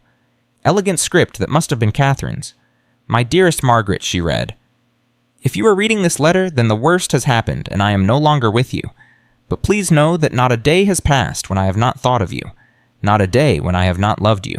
Not a day when I have not dreamed of finding you and telling you the truth. You were born from love. True love. The kind that defies families and conventions and everything the world says is proper. Your father was the kindest man I ever knew, and I see him every time I close my eyes. I was forced to give you away, but I never gave away my love for you. It lives in my heart always. It will live there until my last breath and beyond. If I die before I find you, I pray that someone will bring you this letter. I pray that you will know how wanted you were, how cherished, how much you mattered even when the world tried to tell you otherwise. You are my firstborn, my heart, my Margaret. Find your way home, my darling. Find your way back to me with all my love forever and always. Your mother." Catherine Elena could not breathe. The letter shook in her hands. The words blurred through her tears. This was what her mother had searched for her whole life. This was the answer to every question Margaret Reyes had ever asked, and it had been hiding in a locket for 45 years, waiting to be found. "She loved her," Elena whispered. "She always loved her." "She never stopped," Helen said. "Not for a single moment." Elena held the letter to her chest and wept. She wept for Catherine, who had died with her daughter's name on her lips. She wept for Margaret, who had lived and died without ever reading these words. She wept for Rose and Thomas and Elizabeth and Maria and everyone whose lives had been stolen by the Henderson family's greed. And she wept for herself. For the 3 years she had spent homeless and hopeless. For the daughter she had almost given up. For the life she had built from the ashes of so much destruction. When the tears finally stopped, Elena looked at Helen. "Stay," she said. "Stay here with us. You've been running for 45 years. It's time to rest." Helen's eyes widened. "You would want me after everything. You're my family, the only family I have left from that generation. Catherine would have wanted you to be with us." Helen began to cry again. "I don't deserve your kindness." "None of us deserve the kindness we receive. That's what makes it kindness." Elena took the old woman's hand and helped her stand. "Come. I want to introduce you to Grace. She's been asking about her family. Now she has someone who can tell her the stories firsthand." They walked out of the parlor together, the past and the present merging into something new, something hopeful, something alive. In the garden, Grace was playing with Daniel. She ran to Elena when she saw her coming, her dark curls bouncing, her grandmother's eyes shining with joy. "Mommy, Mommy, who's that lady?" Elena knelt down and took her daughter's hands. "Grace, this is your great-great-aunt Helen. She knew your great-great-grandmother Catherine. She has stories to tell you, real stories, true stories." Grace looked at Helen with the fearless curiosity of childhood. "Did you know Rose too, the one who hid in the secret place?" Helen's eyes filled with tears. "Yes, sweetheart, I knew Rose. She was brave and kind, and she loved to draw pictures. With crayons." "With crayons." Grace smiled and took Helen's hand. "Come on, I'll show you the garden. That's where all the grandmas are buried. I talk to them every day." She led Helen toward the oak tree, chattering the whole way about the roses and the graves and the stories her mother had told her. Elena watched them go, her heart full to bursting. Daniel came to stand beside her. "Are you okay?" "I don't know. I think so. I think I will be."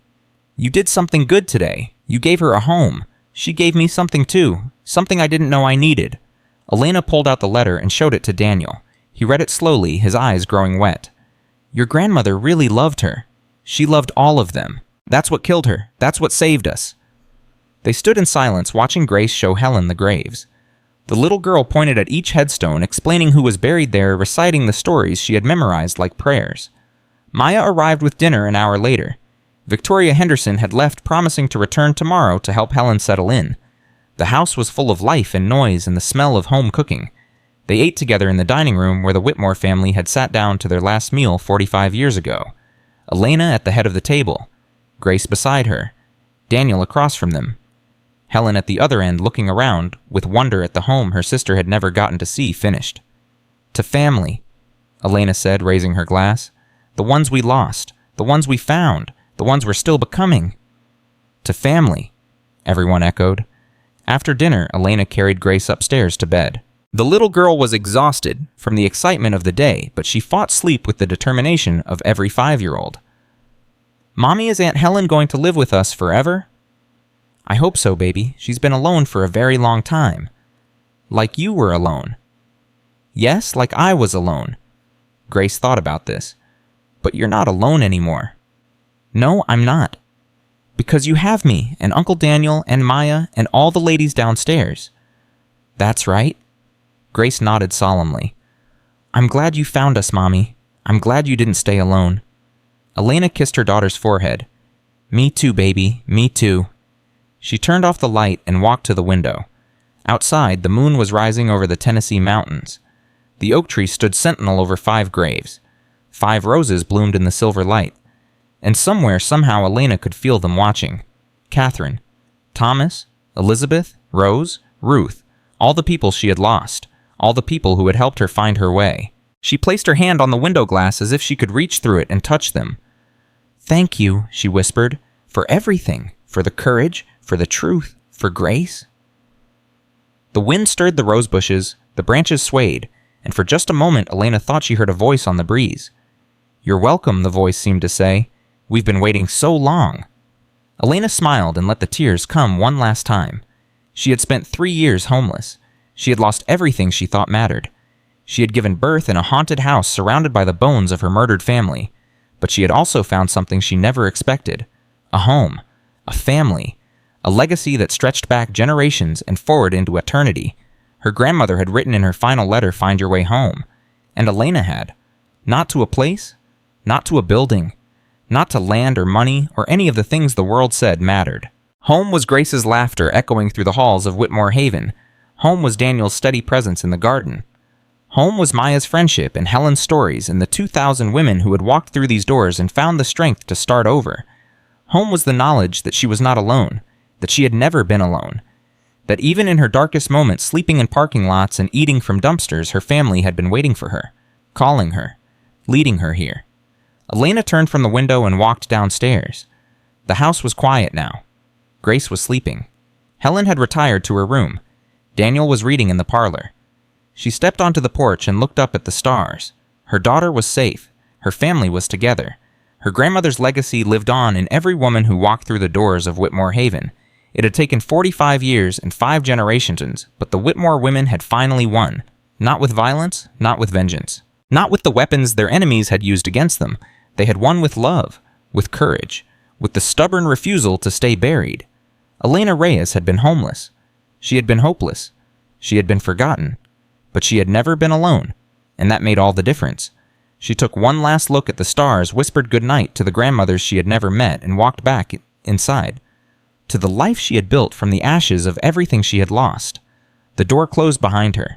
The wind stirred the roses, and somewhere in the darkness, 5 voices whispered in unison, "Welcome home."